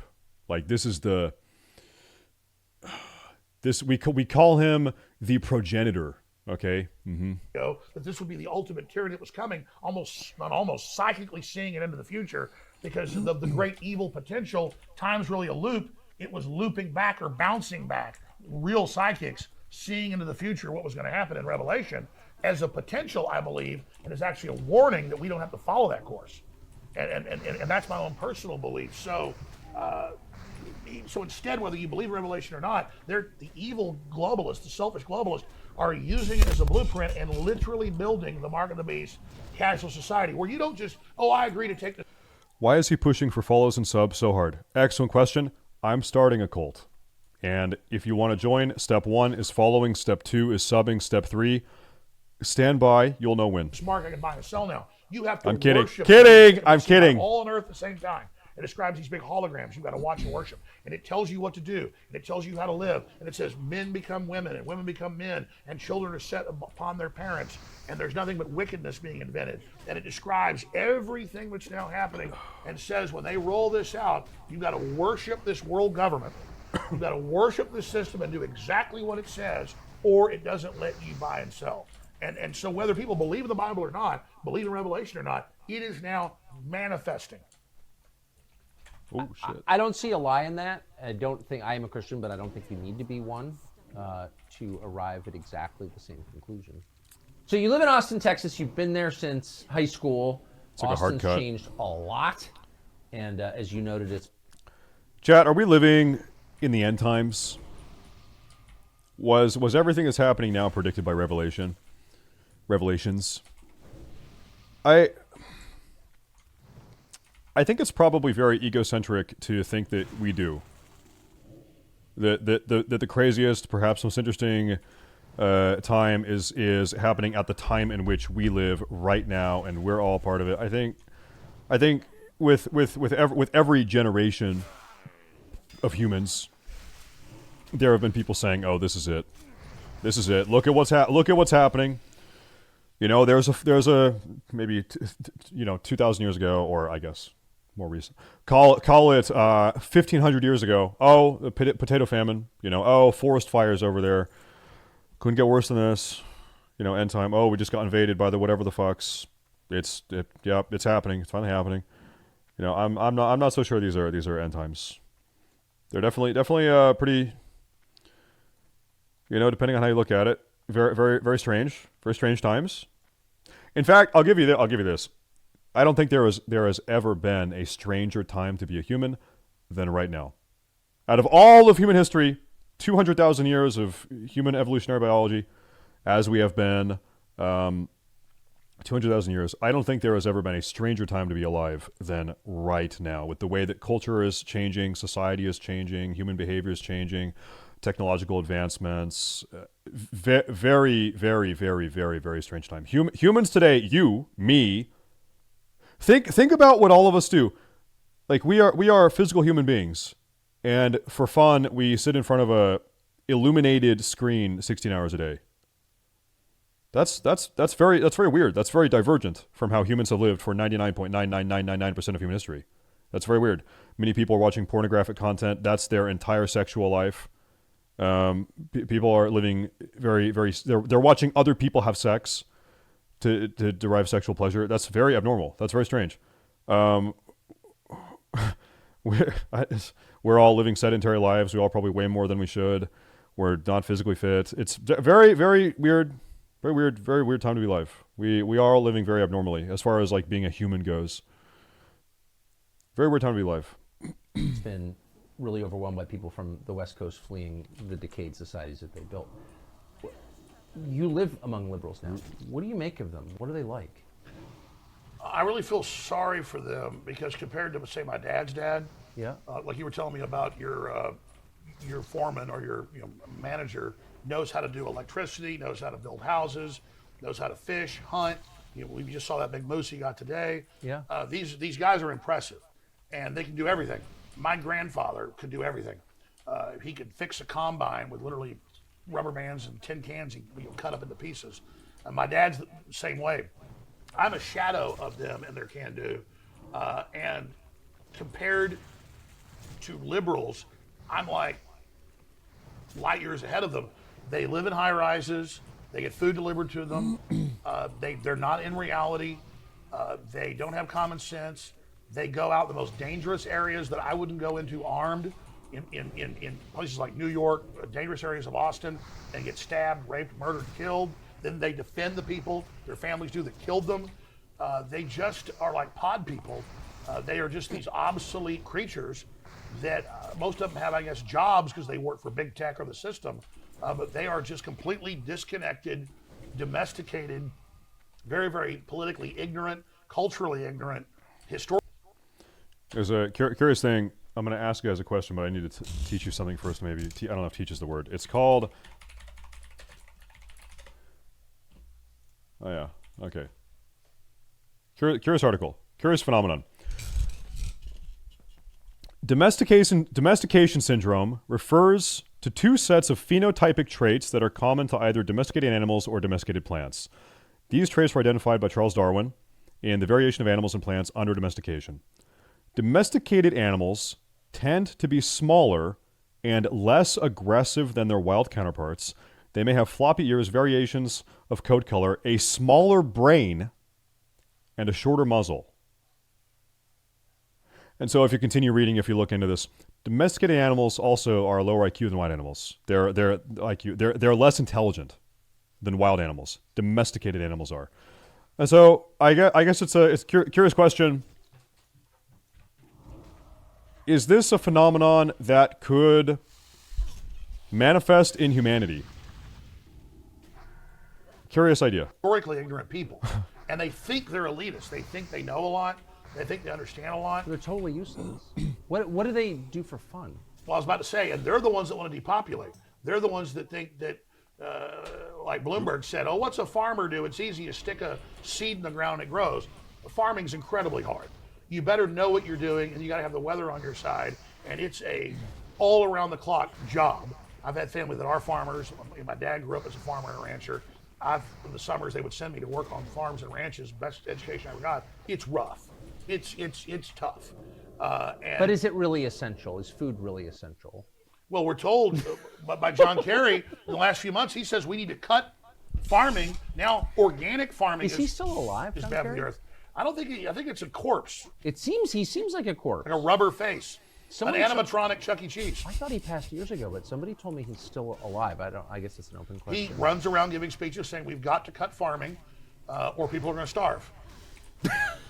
I'm not joking. I'm not joking. That's what I'm saying. Cut down trees, cut the food off, cut the fertilizer off to save people. Well, speaking of starving, I mean, again, as I said at the outset, and I meant this, I've never seen a single person, I don't think there ever has been a person in the history of the United States who was not criminally charged, but was punished to the extent that you have been. I mean, they've really tried to drive you into the grave. I think, to be fair, it's been worse for Trump, but I'm the second. Yeah, that might be right. He has much bigger resources, though, to back him up. Oh, absolutely. He's the head of a political party. I've spent everything. I'm completely out of money. I'm still hanging on, but yeah, Trump still has resources. I don't. They lied about my resources too. Said I had all this resources. Now it's been. Chat, would you buy Alex Jones a hamburger? If Alex Jones was next to you at a restaurant, would you buy him a hamburger? Everyone say yes. Yeah, I'd buy. Yeah, fuck it, I'd buy him a burger. Yeah, why not? Here's a burger, bro. Been proven it wasn't true. So yeah, Enjoy. they've definitely. But it was more than $1 billion judgment against you for saying something other people didn't like, I guess. Well, let's be clear. Misrepresenting what I said, I was defaulted by both judges in Texas and Connecticut And the judge said I was guilty, then wouldn't let us put on a defense, and had a jury decide the damages. Then they put on experts saying I was worth $400 million when I had a couple $1 million last year in my account during the last trial. Now I have nothing. I'm actually upside down right now. And so that's... So how are you... I mean, how are you... I mean, they've decided, like, you're not allowed to make a living in this country. You've been not just deplatformed, but depersoned, debanked. How do you make a living? Well, I have been maxed out personally. I'm in bankruptcy, but I've done a Chapter 11, Subchapter 5 reorganization for free We stay in systems because that the real world companies feels that owns unsafe. But hey, I help the family as well. Kiss those babies for me, and tell your wife she's a saint to us. Oh, she is. I mean, I think it's probably getting increasingly more unsafe. Yeah, probably. Wars. Thank you. And Thank so you. that company's barely paying its bills and is operating, but we're barely hanging on. I personally never had that much stuff. Contrary to what they said, so it really hasn't hurt me that much. I'm not really into fancy things or a bunch of ostentatious My key got stuck. lifestyle, contrary to what they've said. And so we're funding the operation. We're selling products. What are you selling? We sell books, films, T-shirts. We sell high-quality supplements. Then they call it snake oil, but we sell the same stuff private labeled that Whole Foods sells, just high-end, high-quality stuff. It's not just a fundraiser. I've got the book, The Great Awakening, Defeating the Globalist, and Launching the Next Great Renaissance. My last book that came out last year was a #1 bestseller on the USA Today and Wall Street Journal, but did they list it on their list? Well, the New York Times, they did. New York Times refused to even put it on the list, even though it was #1. This is my new book that isn't just the bad stuff they're doing with a huge breakdown with all the proof at the back. It is also solutions and how to counter them. So this book will keep us on air. Plus, it's a great book. I hope people get it at InfoWarsStore.com. They can also get signed copies there, or they can go to Amazon.com. But yeah, this is a way to keep us on air. Plus, it really is an amazing book. That's wild that People Amazon want to hasn't. see a lot of the stuff I told you, but with footnotes, so you can go right to it. Everything I say. When I say Naval, Noah. Chat, who owns a firearm? Oh, dude, this would have been a great question for our community census that we did last week. I'm actually very curious. I wish I included this. Okay, guys, new poll. Okay. Do you own a gun? Yes or no? Third option, I legally cannot. This is maybe you are European, or I don't. By the way, some Europeans can own guns. It depends on the country. But anyway, okay. The point is, you live in a place that you cannot own a gun. Okay. Do you own a gun? Yes or no? You know what? Actually, I'm gonna get rid of that. Just yes or no. Let's keep it simple. I don't care where the fuck you live. Yes or no. Okay. Start poll. Do you own a gun? Yes or no? I don't care why the answer is no. Results. Every single person vote. I want as many votes as possible. Let's go. Every single person vote. Link is in the chat. Please vote. Vote. Let's see. Okay. Hold up.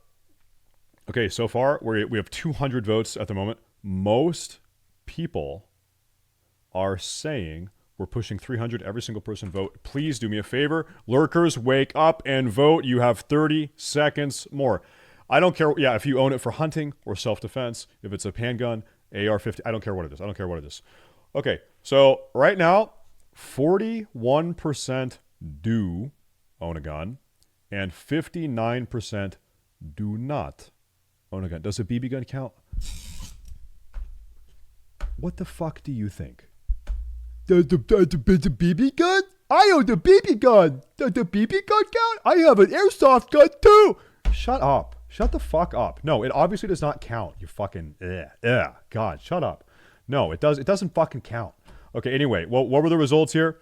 59% no. 41% yes. Okay, there you go. Curious. This rate of gun ownership is probably the highest on all of Twitch. Yeah, like you could go to any other community on Twitch. I don't know, maybe there are some like gun streamers. All they do is talk about guns. Maybe it's like a gun community or something. I don't know, but it's pretty fucking high. That's pretty high. That's pretty wild. 41%. That's pretty high. Harari says the future. Actually, I'm curious. percent of Americans that own guns. This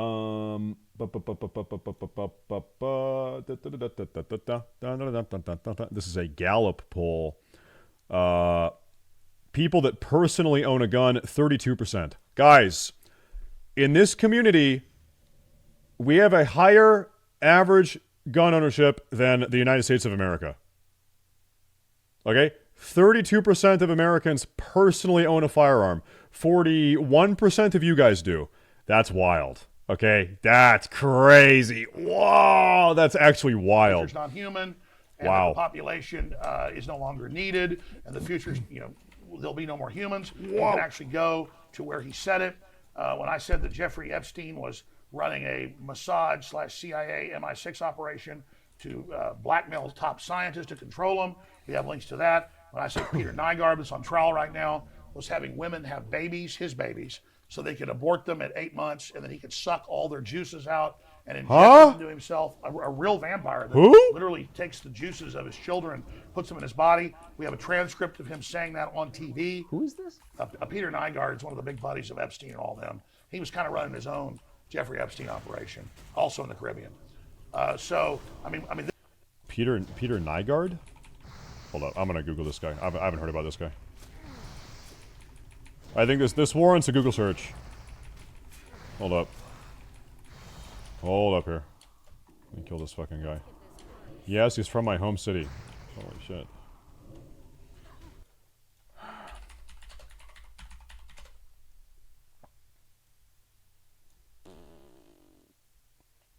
Okay, so...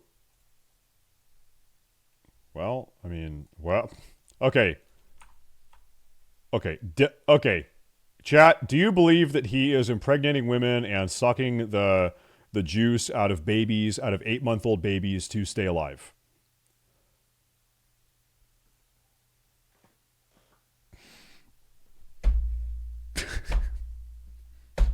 Okay. This book is super hardcore. It's got an amazing foreword by Steve Bannon, and they had a great researcher, who's also a lawyer, Kent Heckenlively, went through and double-checked everything I said for the book, obviously, so they wouldn't get sued. So this thing is well-researched, well-documented. It is the Great Awakening. Because the Great Awakening is the counter to the globalist Great Reset to destroy society and then build back better. But it seems asymmetrical at best. I mean, you have all the power on the globe arrayed on one side, and then the majority that doesn't like it. So, I mean, like, how do decent people prevail? They believe they can push it by deception. That's why people are aware of why they're cutting off the fertilizer to collapse the third world, to then flood us with those giant populations. They will then control and give voting rights to. And if you don't want to give them voting rights, then you're a racist. See? So here's what I notice. As society deteriorates in certain areas of the world, maybe immigration is on the rise or countries are accepting refugees, I think this is fair to observe. You flip on CNN, you flip on any left-wing news organization, and they say, right-wing populist nationalism is on the rise. Nationalism is on the rise. Young men are whatever. Okay, and I read those headlines, I listen to what they have to say, and I look around and I say, that's probably true. Yeah, I think that probably is happening. That's probably happening. And so, yeah, I think people don't take so kindly to some of the things that have been going on to their countries, for better or for worse. And so I wonder if Alex Jones is saying that this is the plan. Okay, we're going to destabilize developing countries, which is going to incite these people to sort of relocate to Western countries, which will in turn destabilize the Western countries. I think what you already have happening is a rise in right-wing nationalism. I think, and so I wonder if all this is going on, then what happens? If you have native populations, and by native populations I mean people that are Americans, people young Swedish guys, young German guys, young Irish guys. Look at what's going on in Ireland. Okay, it doesn't seem like people, if this is all going on, I don't think people are going to just take all the change sitting down and do nothing about it, which is concerning because I as someone that lives in the U.S. and has 2 kids and a wife, and I pay taxes, I don't want civil domestic strife in my country. I don't want civil wars happening in my country. I don't want death squads. Yeah, my wife is an immigrant. But she's a German. She's a German immigrant. I don't want death squads killing people. That's not the best. So I think we should just rewind if all this is happening, and just kind of rewind and stop it early on. That's why the lockdown's biggest crime wasn't just the 80+ million the UN estimates starved to death the last 3.5 years, on top of the normal 15 million they starve to death each year. You look this up. They then use those giant masses of people that are fleeing total collapse as their new political underclass. So that's why it's so vital to not just challenge the Great Reset and the New World Order eugenics operation of the transhumanists. It's vital to then give an alternative plan and to have an alternative debate about that plan, and that's what the Great Awakening gets into. So, but if you give up on that, you also sell bourbon. Man, you are really being nice here today, Tucker. And well, you know why? I hate selling products, but I like this product because I love the name. Look at this right here. This, my friends, is a gift to your crew, because I know they drink. I had some drinks with them last night when we called Brian Stelter. But Some of the crew does drink. Yes, that's true. So this is for you. We got a few other bottles for you out there. Suddenly I can't even open this thing. This thing was sealed. Maybe it got locked on the airplane. Anyways, can somebody open this? I'm like here embarrassing. No, hold on. I think the center thing. I don't travel with guns very often, so I don't know how to operate these. I'm gonna smash this son of a bitch open. Watch yourself. Bitch. What the fuck? All right, goddammit. Look at that. It doesn't come like this in stores. I'm gonna kill the people that came up with this. Swap that into the studio. We're rolling. Tucker, don't kill me. All right, we're rolling. I don't think that plug should be that. Oh my God. I got a lot of points when you get to here. Okay, that was amazing. This whiskey does not come with a hatchet to open it, or a black light. But does it come with a black light? No, but if you have one. But if you have a black light, by the way, I don't think I've ever sold a product on the air, but I'm proud to say we it. appreciate you supporting us. Dude, come on. Don't point that at your clothes, bro. What does that say? I'm going to let you read that. It says, thus to tyrants, meaning death to tyrants. Yeah. I recognize that phrase. I think it was uttered in Ford's Theater. Thank you, brother. Well, enough of that. I didn't mean to turn it to Who's Extravaganza. So I want to... The book is more important, but... Anyways. So the last topic I want to hit with you, I could go on for hours. We're trying to get the audience of this social media app to believe that you can have longer content, because it was, originally designed for very short, brain droppings. But well, I think you've succeeded. The biggest English-speaking show ever.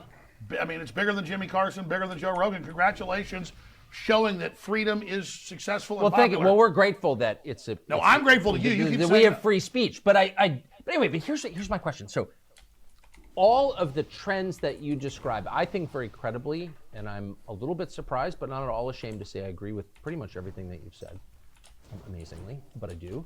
And I think most reasonable people, if they just drop the kind of filter and stop lying to themselves and ask, like, where's the lie and what he's saying, I think we'll come to the same conclusion. But all of those trends are being forced to kind of ahead, or they're going to come to fruition, or something's going to happen in the next 13 months, because we have a presidential election on the books, and you have this car crash. I just do not see how it's resolved. Do you? Like, what's going to happen? Again, it's the truth. Really, the only show I watch every day is yours when you have a new show, because I don't just agree with you. I learn stuff. In the next 13 months, as the presidential campaigns of all these candidates continue, are we going to have some... Is there going to be some crazy event that will become historically recognized? Is something fucking wild going to happen in the next 13 months? Do you think? Hope not. Stuff every time. And what you've been saying the last few months is dead on, and a lot of people agree with you, and I know I do, that you look at the trajectory of this, how they're escalating on Trump, whether you love him or hate him. He's now a populist icon. He's now the underdog. the globalists are coming after him. They're coming after our right to vote for who we want. He gets 60% against Which is the fundamental right in a democracy. The people rule. I can vote for whomever I want. And if you don't like that person, that's immaterial. Absolutely. Right? And he's been indicted for saying they're stealing elections. They're stealing it. Oh, I'm aware. Well, yeah, absolutely. In their indictments of him is Absolutely. election theft, but yes. But despite that, he's got 60% against all other Republicans. He's 15, 20 points ahead of Biden. It's backfired, but the deep state's not going to stop. So when you said to Trump several times in that shit, biggest show ever, you said to him, well, isn't the next thing them trying to kill you? And he's so confident he doesn't want to think about that. And he doesn't want to think about it. Whereas I admire someone that's that confident.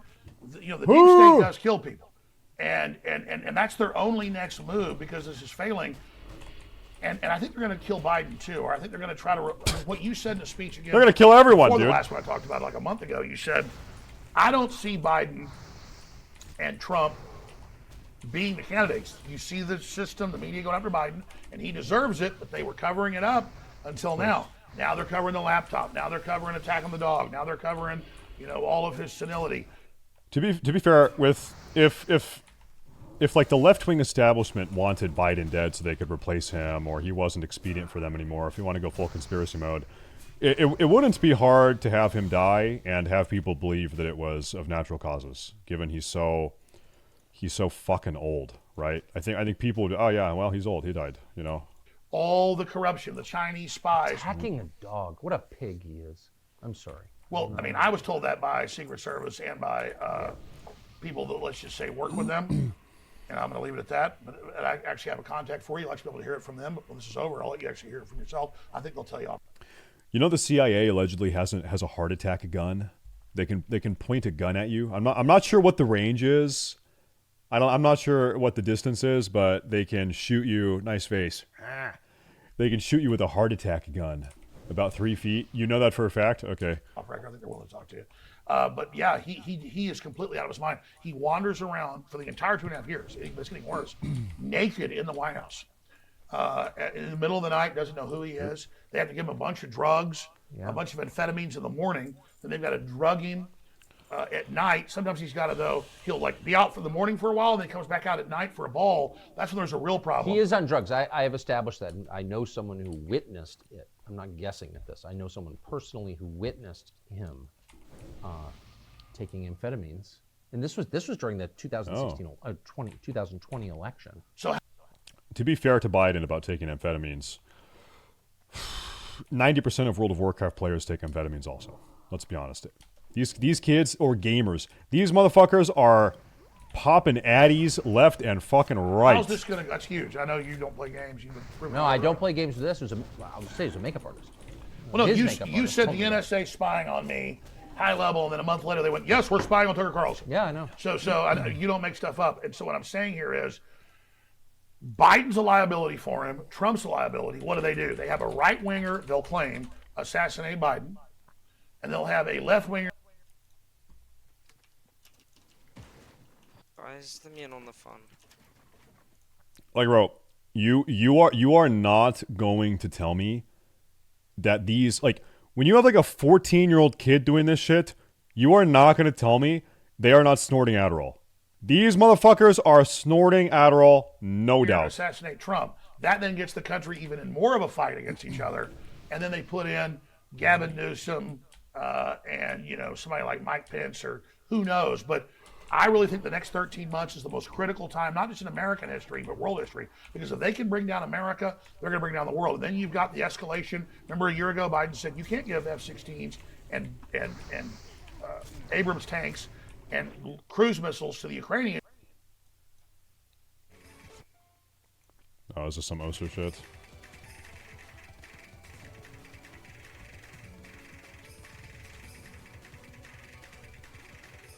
Yep, no doubt. That's World no War doubt. III. Now they're doing it. Guilty. So as Russia wins that war, as Colonel McGregor documented a few months ago with you, NATO is escalating. Well, that leads right to nuclear war. So we're so close. And that fundamentally makes me so mad. This transcends politics. Since when do Democrats love war? Since when do Democrats love the intelligence agencies? They love them now. And so really the Democratic, so dark. just so like the dark. Republican Party is a beachhead for sanity and populism. It's not perfect, but it's a beachhead. The Democratic Party is totally turned over to evil. That's why I thought RFK Jr. was so refreshing, but they're shutting him out of the primary process. They're blocking him. And so now he's going to run third party, which will take away from Trump. Haven't heard about him in a while. Agree. I know Trump's people have looked at it, they think so. Of course. Do you I don't know, do you think RFK running third party hurts Biden or Trump more?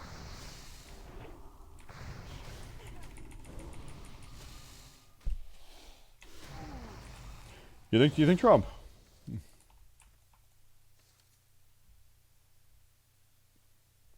Maybe. So that's very, very sad. Maybe.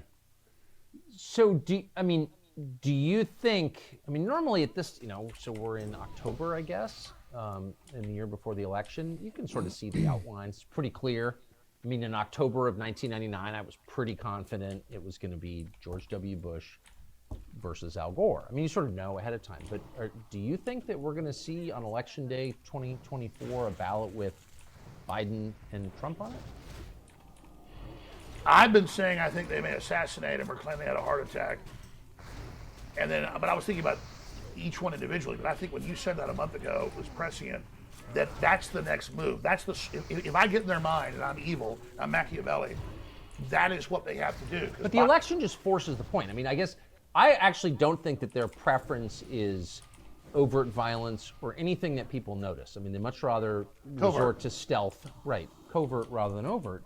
But I just think, there's an election on the books and like something's going to happen. Well, that's what you're saying. All their tactics of covert aren't working. So as we saw with JFK in 1963 in Dallas, they will go overt. And so we have governors declaring emergencies to take the guns. All of that is, and then suddenly Democrats are against sanctuary cities when they're the ones saying, Governor Hochul and the mayor of New York, come here, come here. Now they're like, oh, we never said come here. I think it's dawning on Democrats they've been betrayed, and maybe there's some point where Democrats will. If Trump gets assassinated, what happens? What happens? What follows the Trump assassination? That would be very bad. I think that would be very bad if Trump were to die. If Trump were to die before he gets into office, I think that would be very, very bad. Yeah. That would not be good. That'd be very bad. Have self-preservation, the average voter, and say, no, we need to turn against this. This is totalitarian. This is dangerous. This is evil. But if that isn't the case, but here's the problem. Even if Democrats wake up, the system will know that from their internal polls. The establishment will, and they're going to make a big move. And is that a full-out war with Russia? A full-out war with China? Is it them allowing the jihadi sleeper cells? They're in America that have poured across our border, that are waiting to let them activate. And I'm not saying our government controls them, but they've let other governments bring them in. And they've given funding to those governments. And now if we don't see strong signals against Iran, I don't want war with Iran. What I'm saying is strong signals telling Iran, do not fund terror groups. And we don't see strong repudiation of Joe Biden, that will greenlight the security services to go ahead and let this new attack happen. And a massive jihadi attack in America could be the way to bring in martial law and cancel the election. Also, Klaus Schwab loves the Telegraph, so does the UN. It is imminent. A cyber attack bringing down the power grid will make COVID look like absolutely nothing. It's basically his quote. I think I got it almost exactly. And so will they cut the power before the election? I mean, the sky is the limit. The sky is the limit. So people need to be vigilant and understand that we want to let the system know we're aware. We want to promote the values of free speech and of family and of self-defense and of local control and of free market, rugged individualism and a competitive civilization and a colorblind society that Martin Luther King Jr. talked about. We need to go back to the things that made us great, that threaten the CCP and threaten the globalists of the UN, because they're selling tyranny and eating bugs and being locked down in your houses and forced injections and two men can have a baby. We're selling normal human biology and success and culture. And so I just think we have to give the alternate plan to their dystopia. We have to challenge their dystopia, but also give the alternate plan which enough people aren't doing. But that's Trump's big sin, is his optimism. America's great. Everybody's beautiful. We have such potential. And as soon as the world heard America was open for business, we saw trillions flood instantly in, because our leaders had said America's not open for business. Invest in China and India and Mexico, where the globalists have middleman deals to get all the money and all the power, instead of the people getting it. It was Henry Ford, wasn't the perfect guy, but he said the other auto manufacturers. Henry Ford.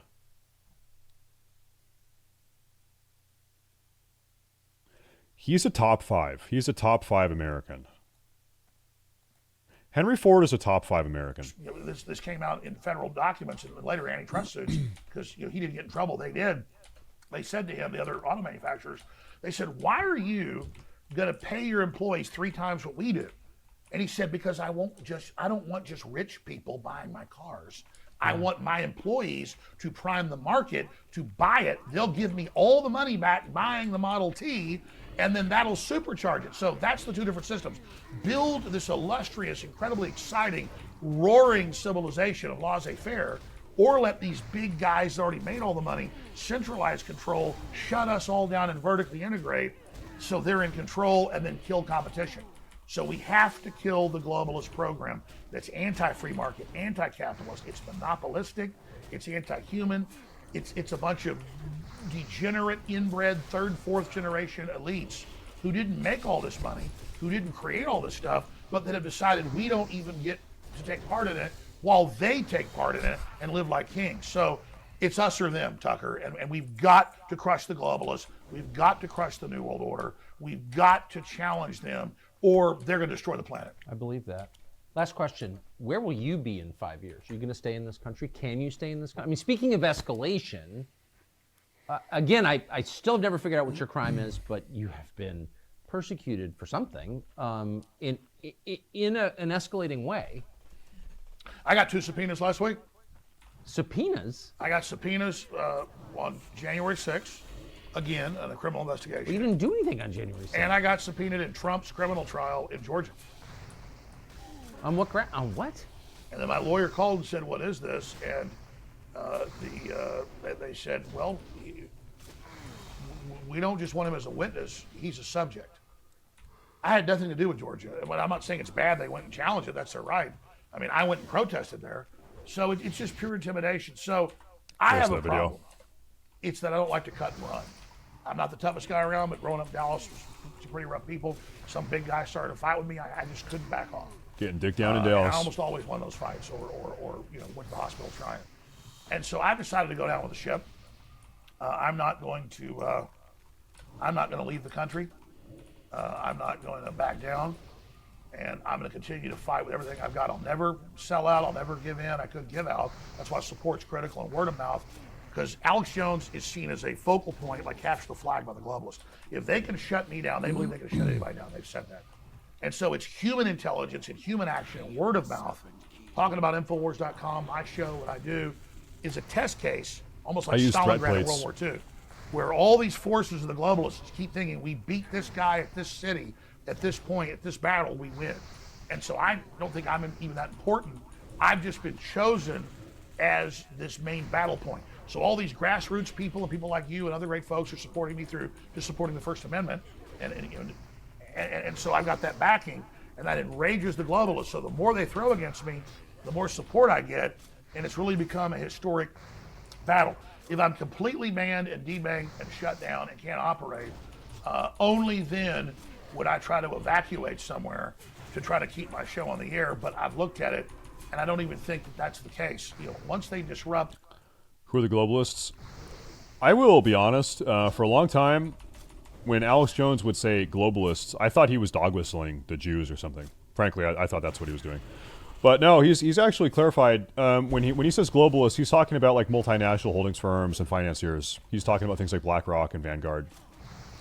That's what he's talking about. Yeah. Exaltio, thank you very much. Thank you very much. I appreciate the World Economic Forum, things like that. Thank you very much for the 5 gifted subs. Thank you very, very much. I appreciate that. Thank you very much. I appreciate that. and shut down something, it's very hard to restart it. The good news is there are so many other great talk show hosts, so many other great people that now understand this and even have perspectives better than mine, that I'm not obsolete yet, but thanks to you and thanks to Russell Brand, they're trying to now set up, and Joe Rogan's come a long way. Oh God, it's 11 p.m. And Steve Holy Bannon fuck. and countless other shows that I tune into that have high level understanding and teach me a lot. And my head's in the game. So you're our champion, Tucker, and there are other people, lesser. I know you don't want to be the top dog, but you are. That's why you're under attack. Thanks to you, I know no matter what happens to me, men and women are going to continue the fight forward into the future. But this is an Alamo situation. I'm not evacuating. I'm not leaving. I'm not going. How'd they do at the Alamo? Do you remember? Everybody got killed. Oh, okay. They all died. But that example led to a big, my mom's family raised Colonel Travis's son. And on my dad's side, too, they were heavily involved. First Texas families, we have like Mexican land grants for our property. We still have Mexican land. We paid for 12 cents an acre, like 1825 in East Texas. You come visit. So it's not as cool as your place, but it's pretty cool. And the last letter he wrote on that piece of wallpaper was to one of my great-great-great-great-grandfathers in Gonzales, Texas, saying, please take care of my little boy. But Chad, do you guys know your family history? Do you know your genealogy? Do you know how long you've been in the country? How long has your blood been in the country? Where did it come from? Where did you travel? How did it move across the land? Do you know that? That's good. That's a very important thing to know. If you don't know that, you should look it up. You should look it up. It's very good to know that. It's important. Travis knew he was going to die, but he was like, I got 10,000 troops coming in on our 200 and something. We're going to give them one hell of a fight and kill a bunch of them before they can get up north for the main battle. And they killed thousands, 3,000 is estimated, we go from memory, Mexican troops. And so that'd be an honor to have like 10,000 troops coming at me. Yes, I'm a second-generation American, but I left America because it's a shithole country and moved to Japan. I see this comment here. So I was born in Japan, and I've spent a lot of time in Japan. I worked in Japan for a little while. I've been to Japan a couple times. Well, more than a couple. I've been to Japan a lot. I really love Japan. I really do love Japan. Let me present you with an idea. Maybe one of the reasons why America is becoming a shithole increasingly so is because people that recognize it is becoming a shithole give up and don't do anything about it. That's the first idea. And then the second idea is it possible that everything you love about Japan is being eroded by your presence? This is something I've thought a lot about. The things that I love about Japan. No, seriously, I'm being serious. Because I was born there. And there was a point where I could have moved to Japan. And I've had the idea, the things that I love about Japan, I love that it is Japanese. I love that it is culturally Japanese. I love the cultural homogeneity. I love the essence of Japan, the purity. I love how distilled it is in regards to how Japanese it is. And I know that if I were to move to Japan, I'm an American man. I'm American. If I were to move there, my presence ever so minutely would make Japan less Japanese. And because I love Japan so much, I don't want to do that. I'll go visit. I've got family friends. I've got a lot of friends in Japan. I love it. I'll go there. I'll take my children there. We can go visit. I'll take my wife there. But I don't, in a way, I wouldn't want to do harm to the place that I love. Because I am not the reason that Japan is the way it is. Right? I can externally appreciate it. And I know that my presence there, my permanent presence there, would erode that to some degree. Yeah. Yes. You're cooked? Yeah, sure. No, that's how I feel. Weird take, but okay. I know I'm crushing the dreams of weebs in the chat. I know if you're a weeb and you dream of moving to Japan, I know that this is uncomfortable to hear, but this is most certainly true. This is true. It is true. You know, let me ask you a funny question. How many weebs can Japan take in before it ceases to be Japanese? Before that Japanese spirit, the Japanese essence is eroded. It could take one weeb, maybe, and everything would be fine. But what if you replaced 50% of native Japanese people, ethnic Japanese people, culturally Japanese people with American weebs? So half the country was pure Japanese people, and half the country was American weebs looking to have the Japanese experience. Well, you wouldn't have the Japanese experience. You can't remove the culture by your presence. Most certainly you can. Yes, of course you can. This guy said you can't remove the culture by your presence. Of course you can. Absolutely you can. Of course, that's a ridiculous statement. Like I said, if you were to replace 90%, let me ask you this. How is Native American culture going in North America right now? Guess what? We replaced them with white people. So how's Native American culture going right now? Not so fucking well, right? They're not doing too well. They got replaced. Yeah, that seems to be the case. Most certainly, if one culture comes in and another culture regresses as a result of that, or is diminished as a result of that, then yeah, that's the way it goes. That's the history of humanity. Yes. That's the history of humanity.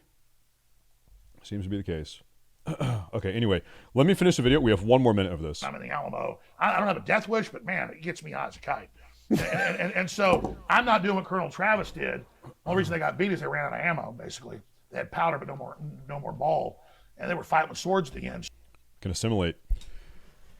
You will never assimilate into Japanese culture.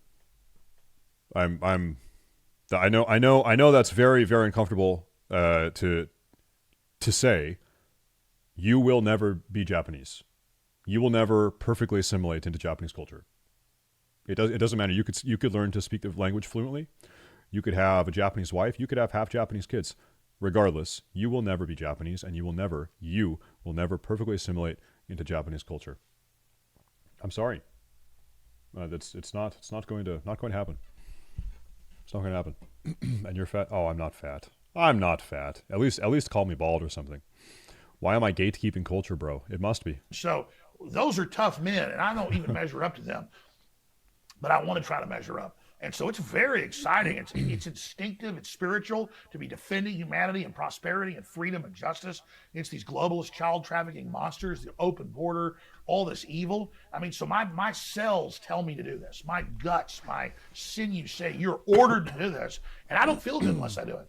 And so the bigger the attacks get, it's the old World War II saying when the planes were over the target, they didn't really have radar, but they knew the bases and the factories had flak. So they're shooting at them with artillery, anti-aircraft artillery, so you flew into that. And so the best place I want to be is in the flak, but I also hate the flak because we could blow up and we're not in the fight anymore.